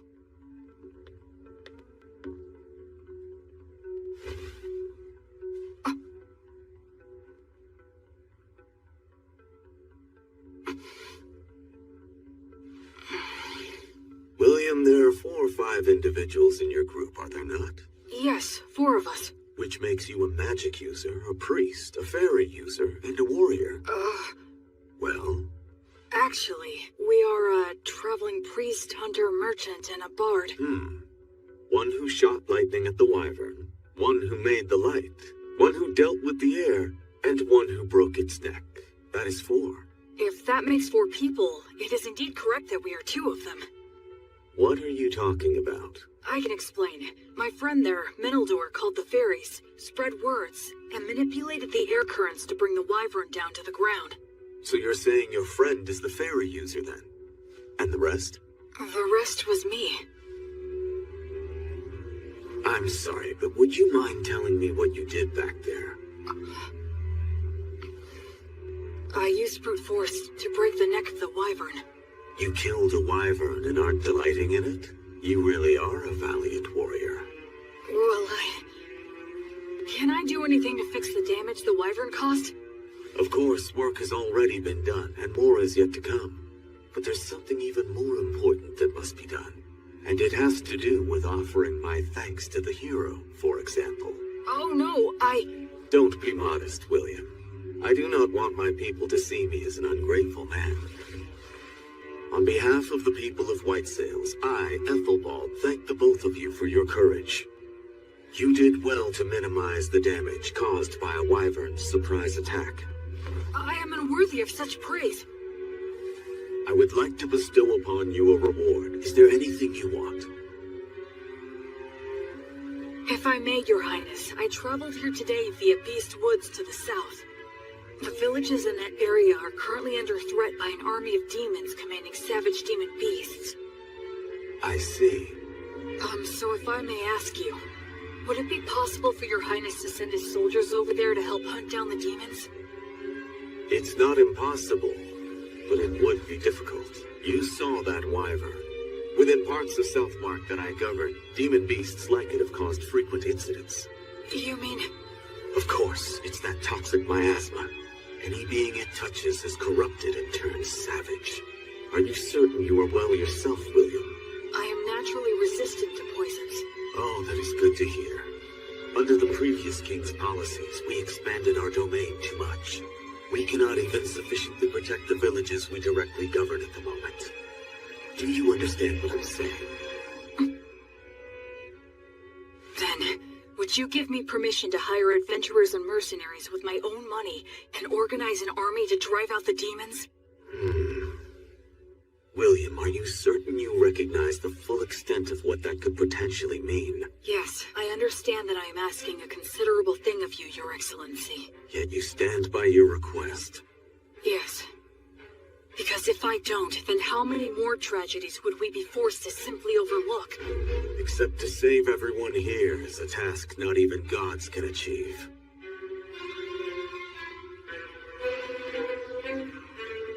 Honestly, if only you were some nameless man making this audacious request of me. You are right. But that being said, had I not killed the wyvern, I would never be speaking with your highness.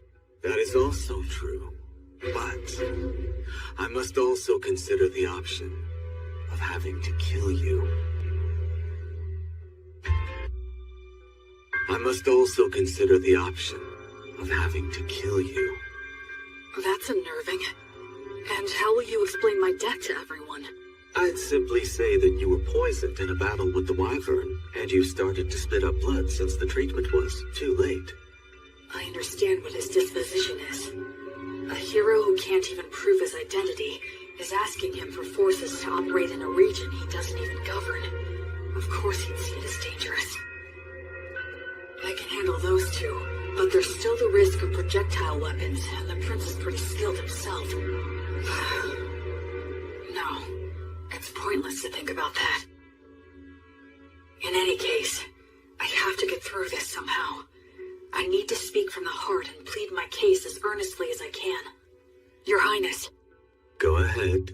If all the saltiness were to disappear from the world, then what would give salt its distinctive salty flavoring? And if all those who carry a flame were to live entirely in the sunlight, upon what would they shine their flame? For my part, I'm fortunate to have received a part of that flame from Gracefield, the divine goddess of light. I firmly believe that the ones who carry that flame are the ones who should march first into the darkness. They must shine the light upon those who lament in darkness and light the path for those who follow behind. So please, I beg of you, can you somehow grant me permission for this unusual undertaking of mine?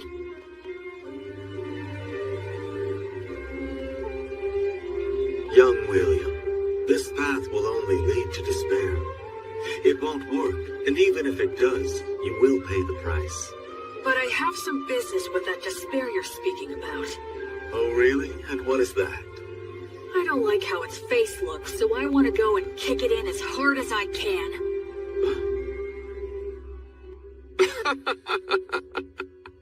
Kick it in the face. I like that. Come to think of it, you are a high priest, aren't you? And you have quite a good friend, too. What, you didn't notice the quick reaction that he had? When I said that I was going to kill you, that half-elf over there gave me the most murderous glare I think I've ever seen. What are you talking about? I did that because I thought you were gonna kill me as well. Damn it, don't look so happy. Bishop, please stop. Please wait, Father. This is for the guests at the moment. Stay out of my way. Damn ridiculous fools! Prince Ethelbald, please, I beseech thee, do not act irrationally. Who, me? Why, Bishop Bagley. I have no idea what you're talking about. Do not play dumb with me. This young man is registered with my temple. He is in the books. Though it may be temporary, he is a member of the temple. And you beckon him here without a word to me? Do you mean to disregard the temple's authority? Oh, I had no idea about that. Is this true? Yes, that's true. Claiming ignorance is not an acceptable excuse. You cannot forego the verification protocol simply because I was away. So you say, but the people from your temple seemed very happy to send him to me. A total lack of discipline. I will give them a stern talking to later. In any case, he must... The thing is, Bishop Bagley, he is not what you think he is. Huh? He came here and asked me to assemble a private army. He says he wants to save the poor people of Beastwoods. You... I would be lying if I said it never crossed my mind to kill him right here and now. But he's so frank in the way he expresses himself that somehow I started to find it amusing. Which is why I was just sitting here thinking of officially appointing him as a knight. Would your temple be willing to give him its blessing? You know, he would become a paladin. The temple and I can share the profits and responsibility. What do you say to that idea? Of course, naturally, he would fall under our joint authority. You could always have him excommunicated if need be. That's not even the issue we're talking about. The temple can attest to his character. And as the Wyvern Killer, he should have no problems with all the rest. This is proceeding too quickly. I'll return to the temple and think it over. Would that be all right? Yes. But it would make me truly happy to see this happen, Bishop Bagley. I have taken a liking to this young fellow. Assuming I do decide to become his patron, you can spare me your silly games. You novice boy, we're leaving now. Right.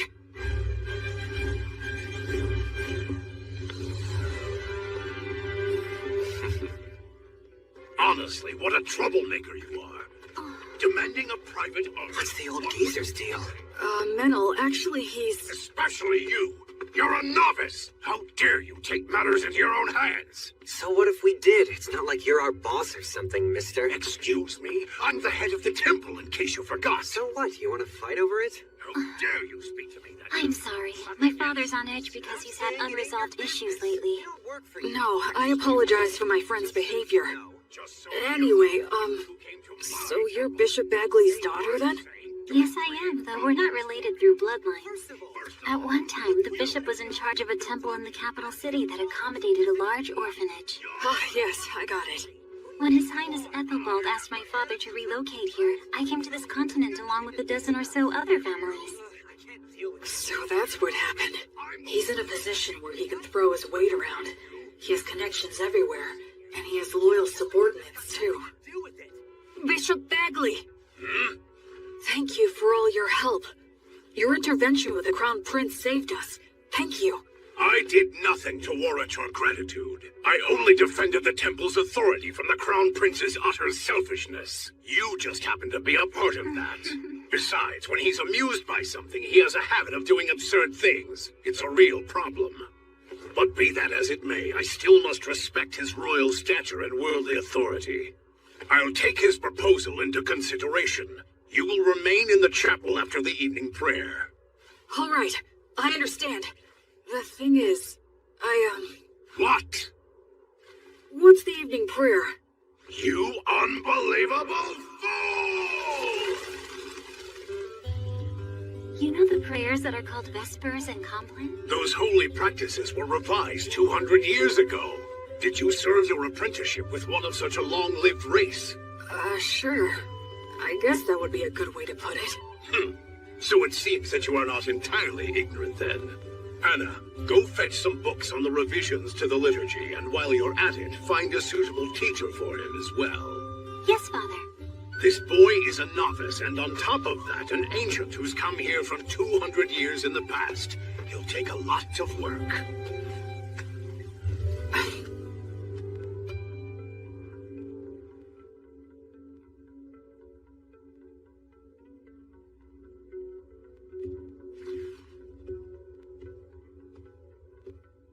Greetings, Bishop. Wait here for a moment. Of course.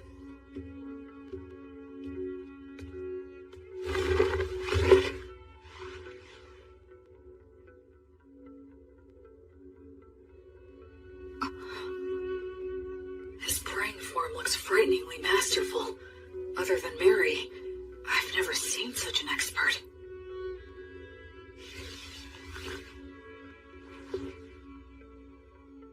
Now then.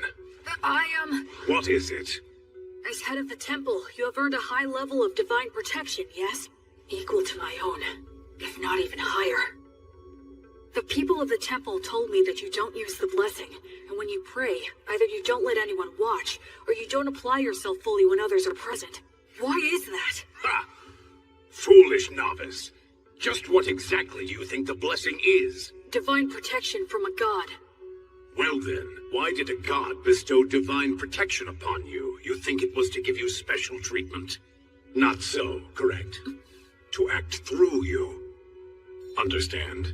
It is the god's wish to be able to achieve something great through you. And in order to live up to the god's ideals, we must constantly be in thought about how to use the blessing most wisely. Using it for personal gain will sadly detract from the god's glory. Most of those dimwits fail to understand this point, which is why they will one day lose the blessing. I am the head of the temple. This land is wild, and development on it has barely begun. To secure funding and rights, I must yell and intimidate. To lay the groundwork, I must do favors and use bribery.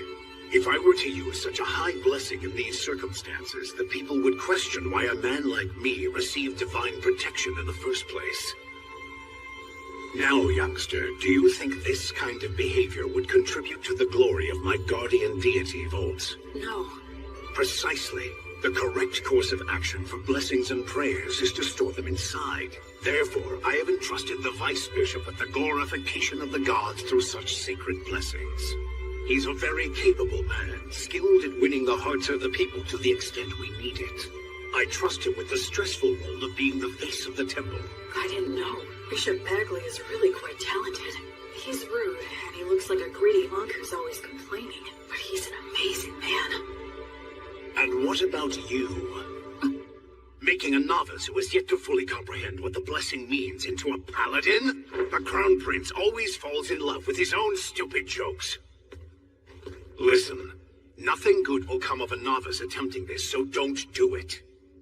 I'd be happy to refuse on your behalf. Even the Crown Prince will drop the idea if I firmly reject it. What do you say? Regardless of what you're proposing here, my goddess still wishes to act through me. You won't change your mind. No, I will not. You're the biggest fool. I agree.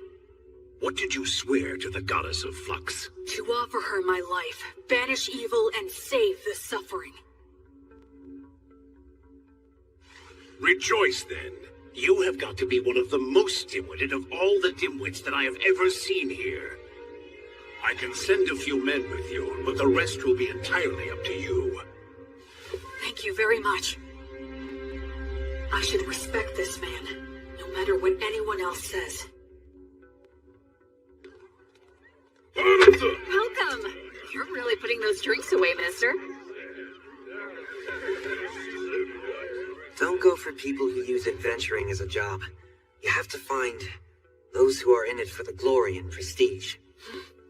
We need real ruffians who will put their lives on the line for the sake of adventure and battle. Right. Just like blood. They have demon beast horns and demon beast hide? Those are their battle spoils. It's the easiest way to show off their strength. Come on, let's go.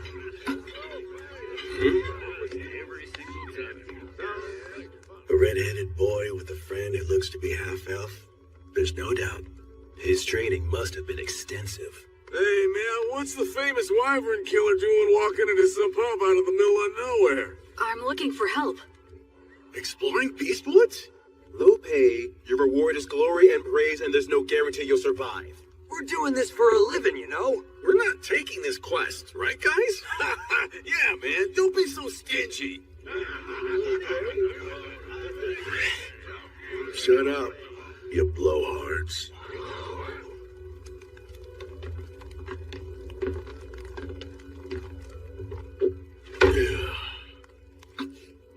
Look at the fingers of a swordsman. You can tell a lot by looking at his hands and whether or not he'll allow any wandering thoughts that prevent him from drawing his weapon.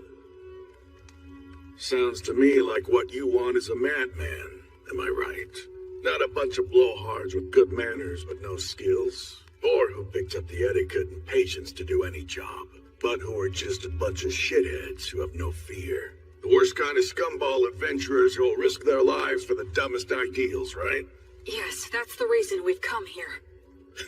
Hey, you hear that? I called it from the start. Bunch of damn lunatics. Gotta buy our drinks for a change. Yeah, that's right. What do you hope to get out of exploring Beastwoods? Where are we going? To the ruins or the forest? We don't deal with small potatoes. We want the demon boss. The leader of the demons running amok in Western Beast Woods. The subordinate demons are thought to command demon beasts. That's a big fish. It is. The location is unclear. Just finding him there will be hell. And we're talking instant death if we're ambushed during the search.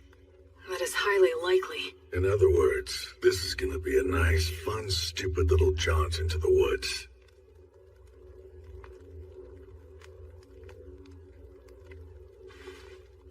Count me in on it. All I need is food and a bed. And a little pocket change will be nice. Yeah, me too. And me. Count on it, I'll too. provide everything. I'm William G. Merryblood. I'm Raystov.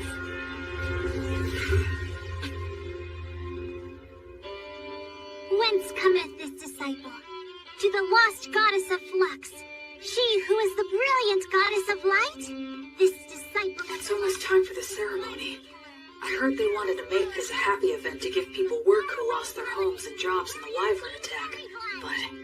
Now know the name of the new hero who has appeared in the city of White Sails! That should just about do it. B, could you please not write an epic about my story right in front of me? What? Why shouldn't I? Well, you actually did do all that, so what were you expecting? You're gonna love it because I'm gonna create something grand! I'm afraid to say that this many cows and horses will indeed come at a hefty price. Oh yeah, speaking of which, can you please negotiate a deal for us to get all of the sick and injured ones at a lower price? Huh? Don't worry, I plan to heal all of them. Oh, that makes sense.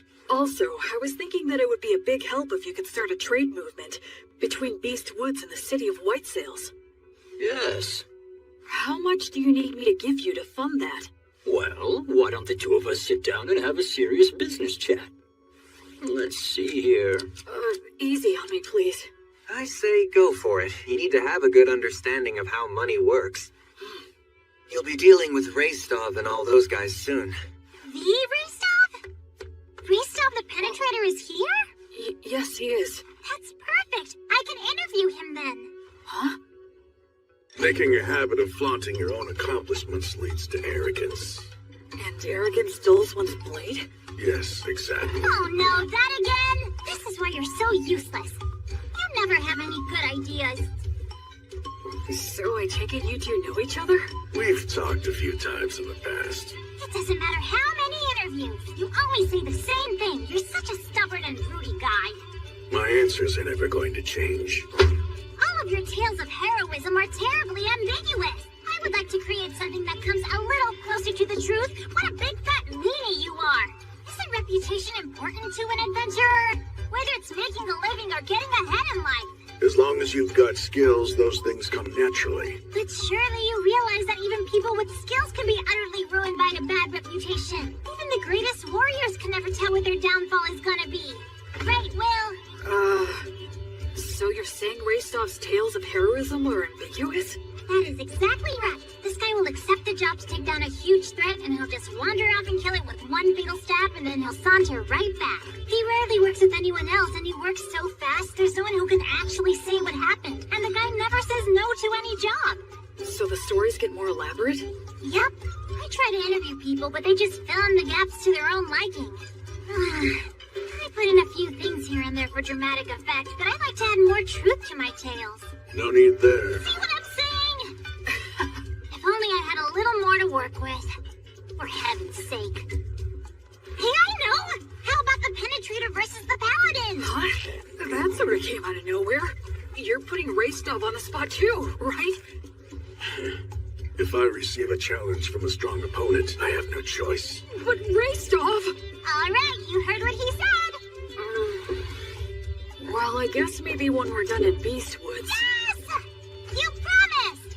This is so great! I'll make this into a song that'll be sung for centuries. Millennia! Until the end of time! Woohoo!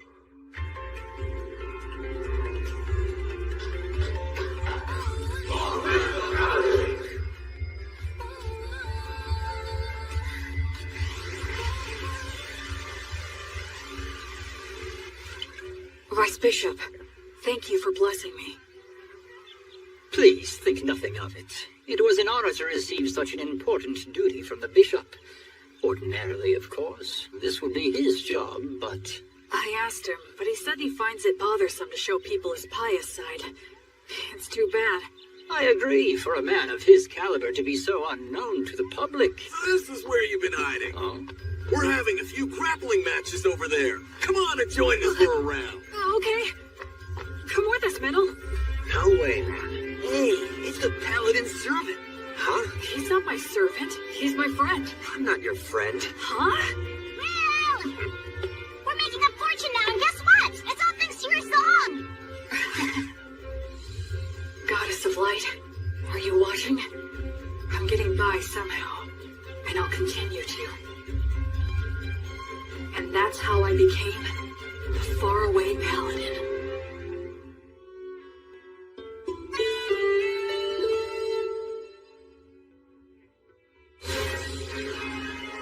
A lot of things happened very quickly. Having obtained official permission from the Crown Prince and the temple, I set off with my team of rowdy adventurers to begin the process of exterminating the dangerous demons and demon beasts infesting Beast Woods. In areas that were relatively safe, we brought human helpers and supplies, two things that every poor village needs. The village is within sight! Yeah! A village with access to supplies becomes much more productive. Even if it was in debt, it should eventually turn a profit. Tonio handled all of that with remarkable skill. It was also Tonio who arranged funding for our activities by soliciting donations and contributions. You know, maybe I'll go on to become the head of a trading company. Yeah, please go big. And when I do, I'll be counting on your patronage. Officially, this is just the case of a lone priest doing charitable work. That way, no one gets offended. Of course, all of this means that I need to remain loyal to the Crown Prince and to the temple.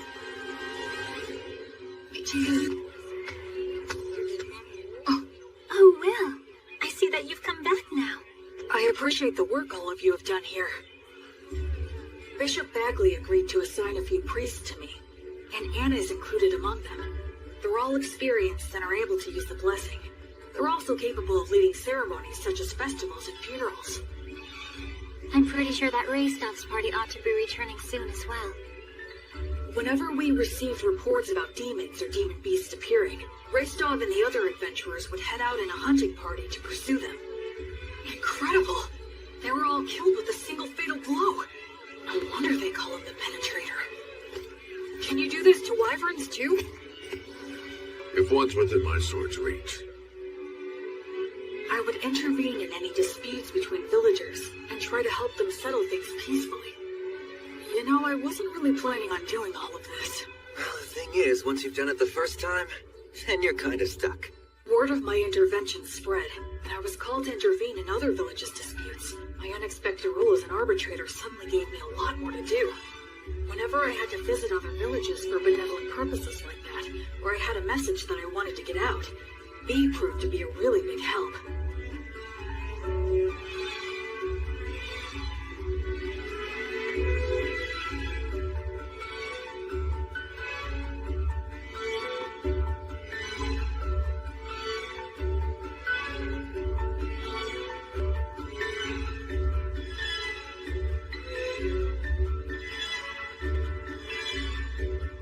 So, we traveled back and forth across Beast Woods time and time again.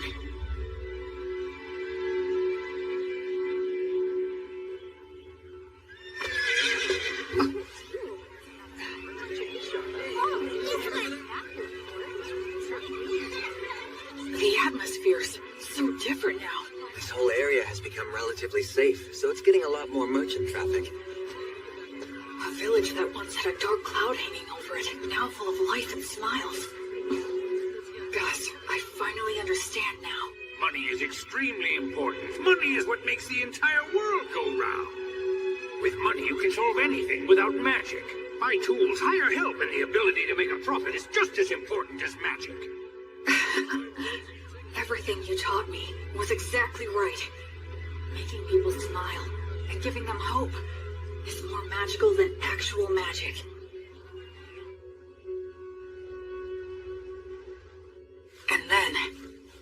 just as we were noticing the first signs of summer approaching. Hey, Will. What is it? Pip's party went west to do some recon, and they haven't come back yet. So how long? They were planning to spend no more than 10 days investigating, but it's 2 days past that. Pip and his party. They're very talented hunters. All right then. We'll go and search for them. You, Menel, and I are definitely going to go. And do you think you could put together 2 parties? They need to excel in forest exploration skills. I'll gather them right away. There's a chance they didn't get lost, but instead wound up in the demon's base. And if that's the case, there will be a battle.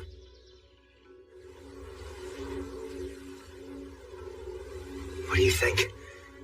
Frankly, given the skills Pip and his buddies have, it's hard to believe that they could have just gotten lost. So you believe the demons were probably behind this then? I think there's a good chance of that. If we beat them, things should settle down here too.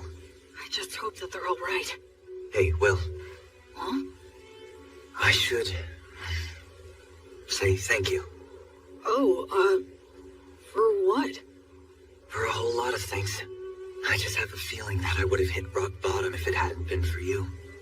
It's thanks to you that I'm here now and that I actually have a respectable reason for living my life.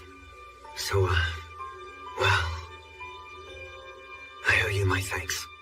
Oh no, I should thank you. I knew nothing of the world and you saved me. But you know... What is it? You could look at me when you say it. Shut up.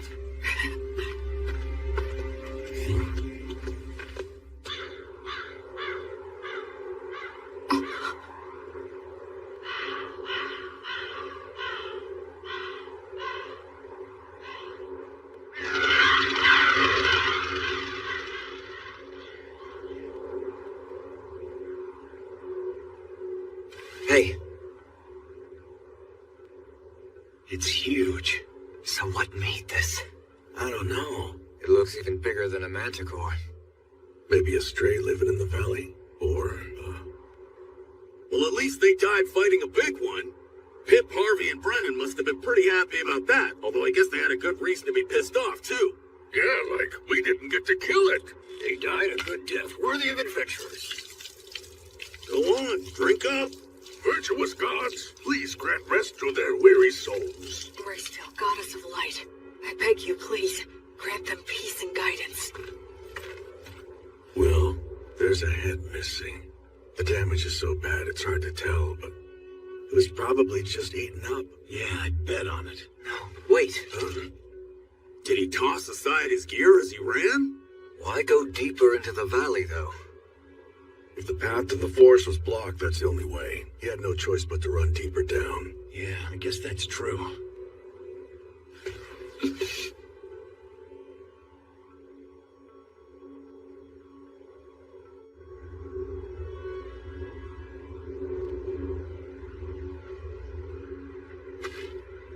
How strange. Yeah. Feels off. What do you mean? What's wrong?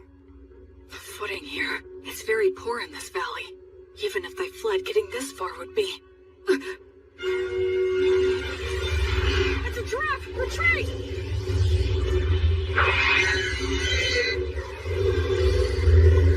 Fall back! No use coming toward us! Stay calm! Keep your backs to the rock! Don't panic! Form a shield wall! We have to get past them. It'll be fine. We should be able to handle these guys. Hey, Metal! Yeah, what? I'll help us with magic of the blessing! Goddess of flux, repel the poisons that rain down upon us. Fortis, Vita, Ut, Omnis. Thank you. Gnomes, oh gnomes, guardians of treasure, guard us against our foes. Sylphs, maidens of the winds, send a gale of protection for these warriors. Nice. Alright. These beasts may think they've trapped us, but now let's show them which one of us is truly the prey that's going to be hunted down.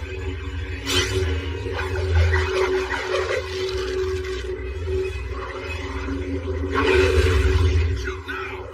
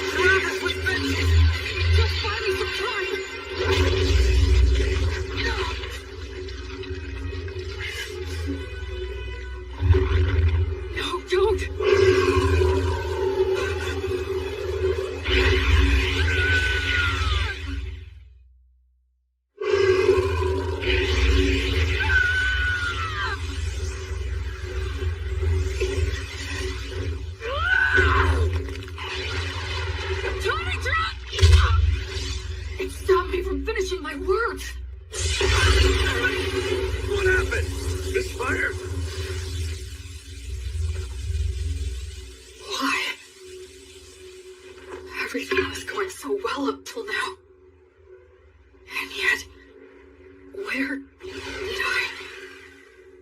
What did I do wrong?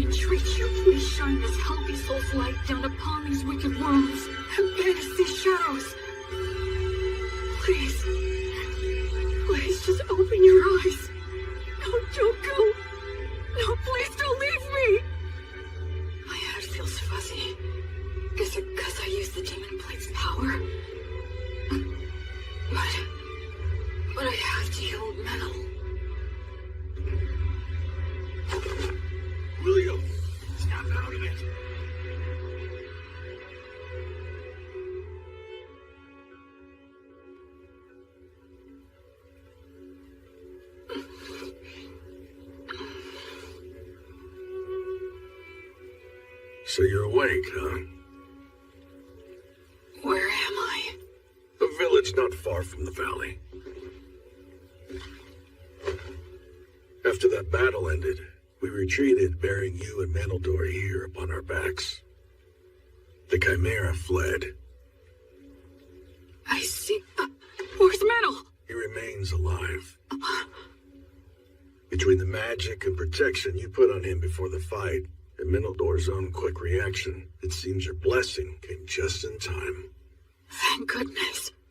Although he still hasn't woken up yet. Then I have to go to him. You still need to rest a bit longer. But if I... Manaldor's condition is stable now. He's already had all the care that he needs.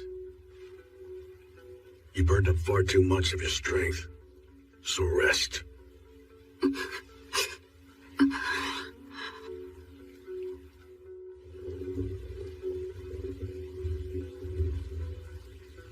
Where did I screw up?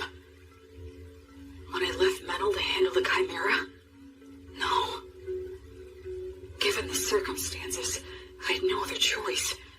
So when was it? Was it just getting caught in that trap in the first place? If I'd been more careful, and took the time to send out scouts in every direction, we wouldn't have wandered blindly into that valley. We had plenty of people at our disposal. Up until that point, we'd been successful. And we were rattled by finding some of our men dead. Maybe all of that led to a simple lack of caution. No, I think I'm missing something. Some kind of fatal flaw. So they retreated, huh? Really? The wyvern killer and the penetrator? I heard they ran into some absurdly huge mixed-up demon beast called a Chimera. Wonder what they're gonna do? Also, that elf mix was hurt bad, wasn't he? Yeah, he's really got it rough. When you're stuck with a monster like the Wyvern Killer, no amount of blood is ever gonna be enough. Yeah. A monster? Yeah. Yes, I am.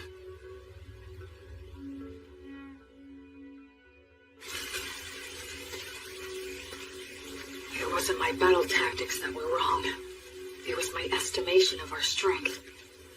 I put my trust in Menel. I just believed that he'd always have my back. That he could keep any enemy in check for me, no matter what. I thought he could handle that much. But I ended up coming extremely close to getting Menel killed out there. I just decided on my own that he was my friend. And in my innocent naivete, without even thinking, I set him up to face dangers that he wasn't ready for. Hey, Will, over here! The Antonio. We got your message and rushed right over. And also, Anna will be coming and is due to arrive here with the priests later on. I see. Hey, Will, know what?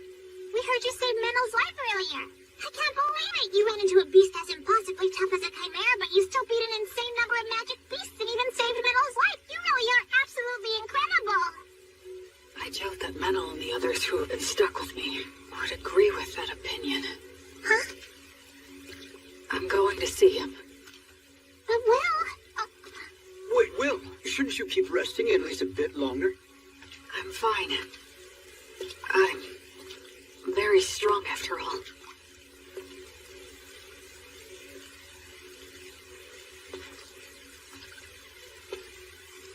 Ever since I left the City of the Dead, people have said things like that to me, touting my strength in no uncertain terms. But every time I've just laughed wryly and shrugged it off. I believe that subconsciously, I was trying not to think about it. But the fact is, I can't avoid it anymore. Because in this world, my strength is simply far outside the norm.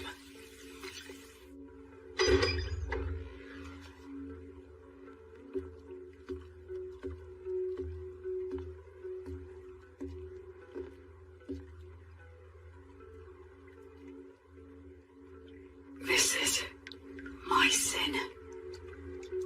Menel, I'll fix you up right now.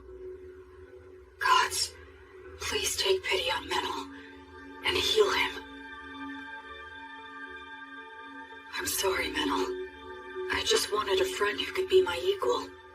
I wanted what the three of them had. Comrades who had each other's backs, supported each other, and respected each other. But maybe I was just trying to force that on you without even realizing it. I didn't want to acknowledge just how strong I am. Because if I did that, if I set myself above everyone else, and had to admit that I was different, then I'm scared. I'm lonely. It hurts. I hate this. Oh, of course. It really is just as simple as that. I was afraid to be alone.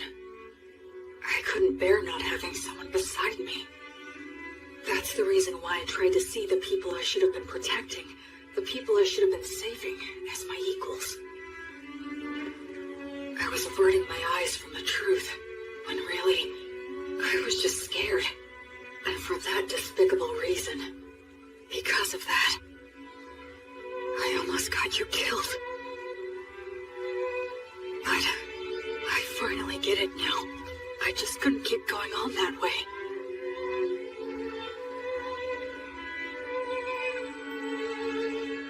Oh, Goddess, are you here because you're worried about me? Up until this moment, I've been foolish, but it's fine now. Please, you can rest at ease. I'll put an end to your sadness right away. I'll save everything within my reach, as your sword and as your hand. Everything will be all right. Goddess, I vow to you, I'll solve all this on my own.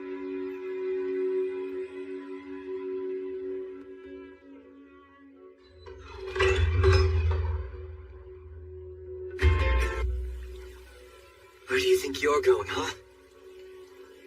Where am I? To kill the demon beasts, of course.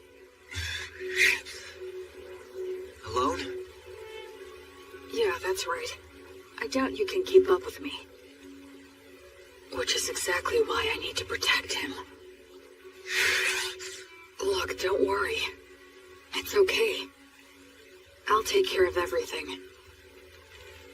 I'll kill the Chimera and the whole herd of demon beasts.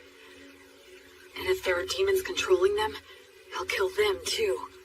You see, that's just the kind of monster I am, apparently. Look, Will. Stop screwing around! Wake the hell up, idiot! Oh, so this is how it's gonna have to be, huh?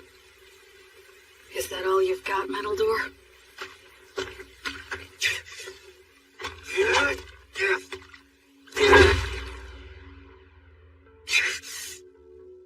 Damn it! I can't have him following me. Damn it!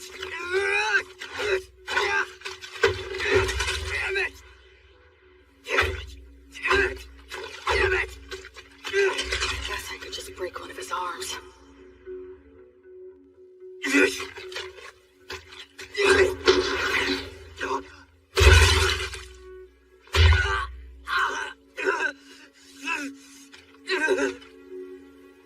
Just go and get someone to heal you. I'm not done. Oh, yeah? You're more resilient than I thought. What should I do now? Use words to make him stay here? No, I'll constrict his carotid so he loses consciousness. Gnomes, oh gnomes! Clench your fists! Use them to strike the enemy! Use this incantation. No! If I dodge it, the magic will hit metal!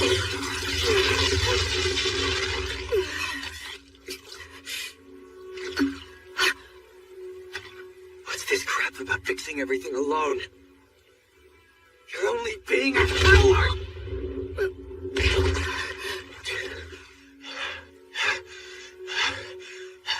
Did you really have to go that far?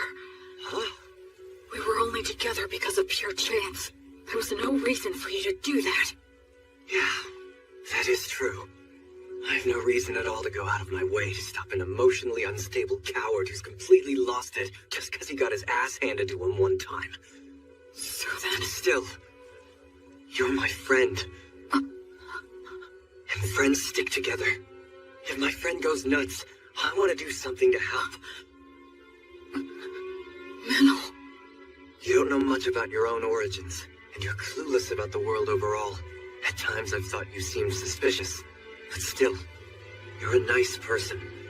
I know you're trying to do things right and do your best. After all, you did save my life, and you saved that whole village. We traveled together, and we fought together too. I enjoyed spending time by your side. I'm grateful to you from the bottom of my heart for sending off those villagers. Look, Will, the fact is you're my friend, and I don't abandon friends.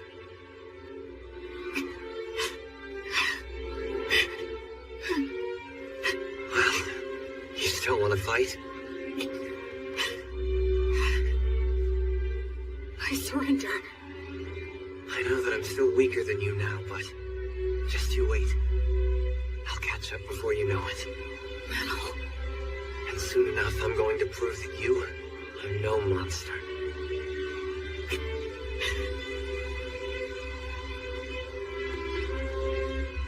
Okay. I'll wait. I'll wait for you. You know what? You could be a real pain in the ass. Sorry. I kind of lost control of myself. Yeah, well, it happens. I'll heal that. But a surrender is still a surrender, which means that I win. Come on, I only surrendered because you wouldn't give her rest. Keep whining. And so, we just kept on making dumb jokes and laughing about it all. What? You want me to break your arm? It was my first ever argument with a friend. And I guess I lost that too. Welcome back! Oh, you're back, huh? Will Metal! Good to have you back. You jerks! You had me worried!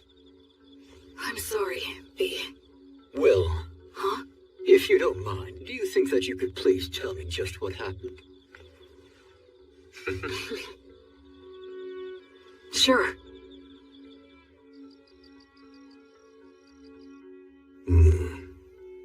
That's an illness of the strong. And the stronger that you are, the harder that it can hit you. Depending on the severity of the case, it can even kill you. I'm so sorry. I really didn't mean to make all of you worry. Anyway, I'm all right now.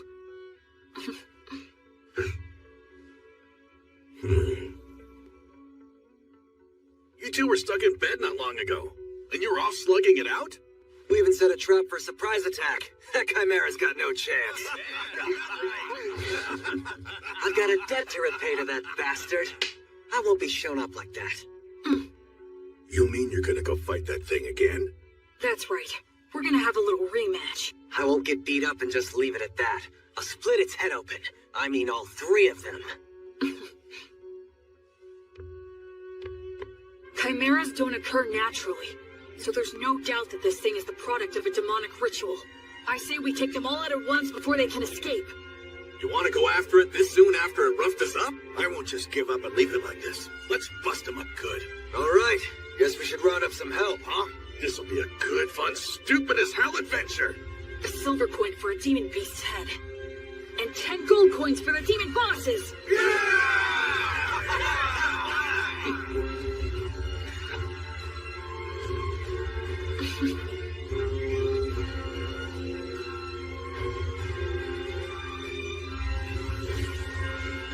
After that, we spent a few days putting a force together, sent out several rounds of scouts, and made our preparations. We didn't arrange any special tricks. We decided just to get enough people together, make preparations beforehand, and face our enemy head on.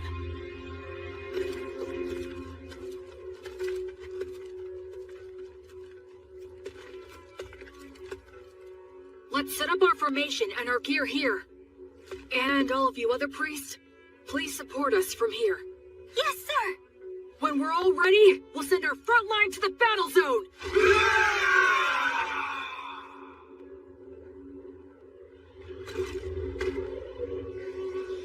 If we can wipe out all of those things, this whole area is going to be a lot more peaceful. Yeah, let's do that. Huh? Sometimes you propose the wildest things so casually. Here they come.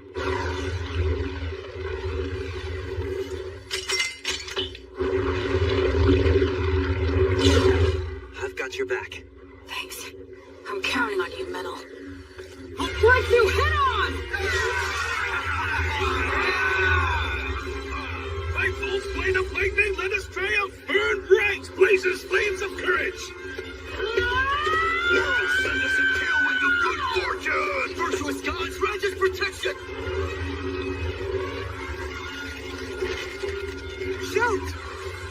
Sachita Flavion!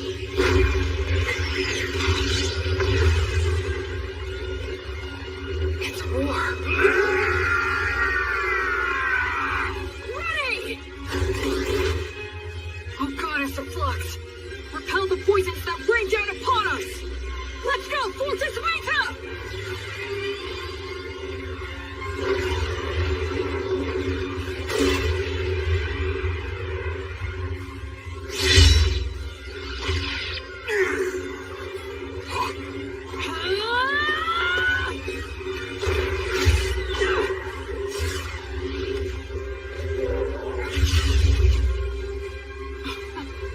How could I ever think that I'd fix this all alone? I was never any more than one factor in this battle. The battlefield's not so easy that only one person is enough, no matter how strong they are. By the flame of Gracefield!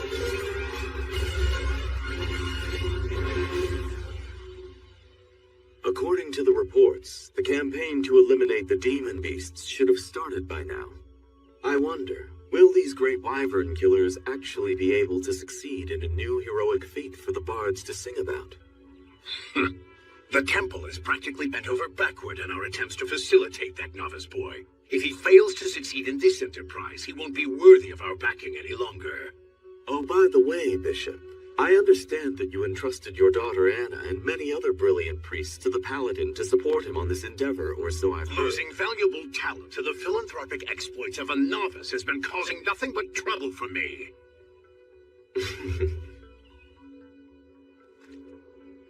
What's this? The remains of an abandoned monastery? It looks like we're the first ones to make it here. Be careful. Watch for traps.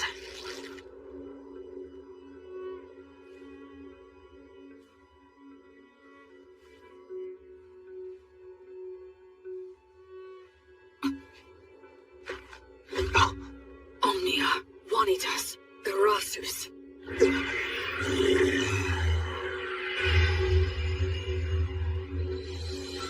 Hi there. He was laying an ambush with invisibility? Careful, Will. This thing's pretty damn smart. Do you think that maybe it's got some demon in it? You're after the High King? Oh, you know the High King sealed you. Are you a warrior sent by one of the gods then? That answer, I'm certain now. Basically, this is like taking a square on a chessboard. The city of the dead, where the High King was sealed, isn't yet under control by either side. If the demons manage to take control, they'll undo the seal, and disaster will ravage the continent again. But if mankind takes control, the seal will likely become even stronger. The demons are in a position where they need to keep Beast Woods permanently devastated, and keep it in a state of chaos, destitution, and lawlessness.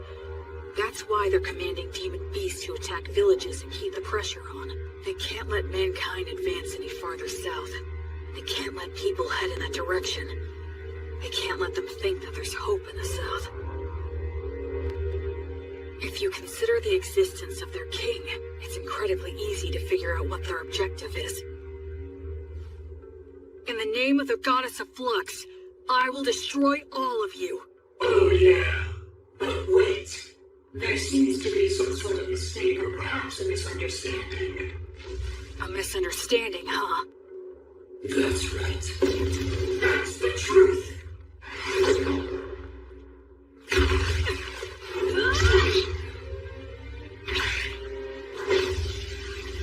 In their surprise attacks, demons like to stick to the classics, huh? Metal! On it! You don't! Silph's made in the wind! Grayscale, grant us more protection! Don't stop it! Just divert it! Gnomes, oh gnomes, slip underfoot! Tighten, bind, and tie it down!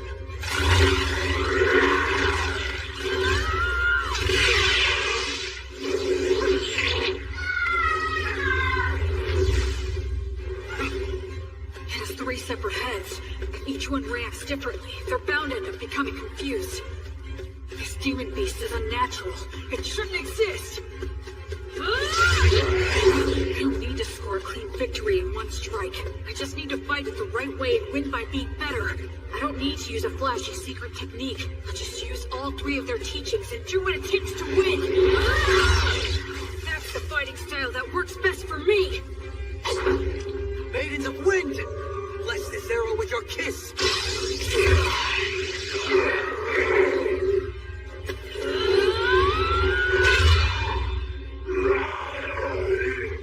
That's one down!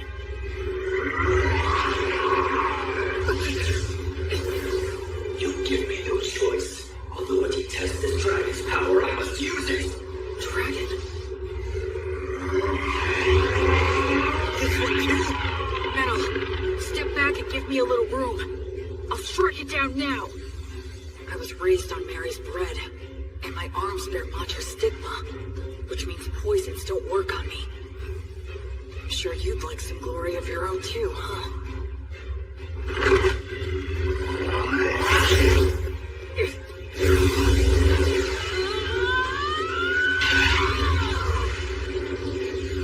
Gnomes, oh gnomes, clench your fists! Use them to strike the enemy!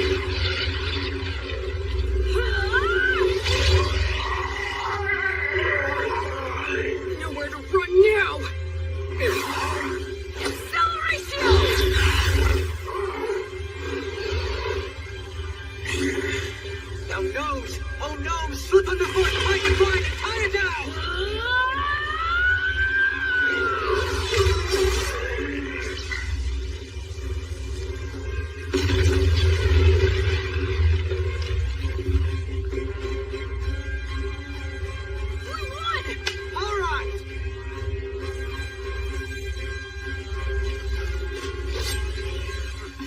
On to the next one. Yep.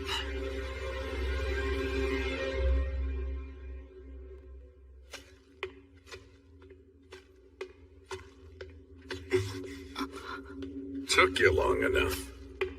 Greystov. I'll be taking those 10 gold coins you promised. What? No way. He beat us to it? You're kidding. How'd you do it? Came from the side. Since you two guys were busy taking care of the Chimera for me, it was actually pretty easy. Well, that's Greystov the Penetrator for you. He's too good at getting ahead of people.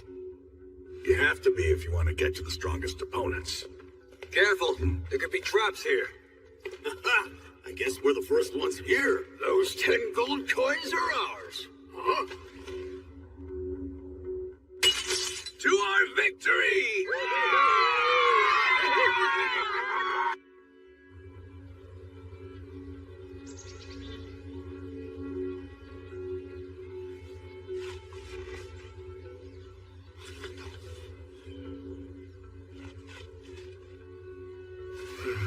You're awfully cheery about a little sack of papers, Will. You could tell, huh? Yeah, you're grinning and caressing that paper the same way that someone might touch a woman's body. Is that the stuff those craftsmen gave you? They said they were the best of the trial sheets they made. You really are happy, huh? Well, the way I see it, these are the future of this town.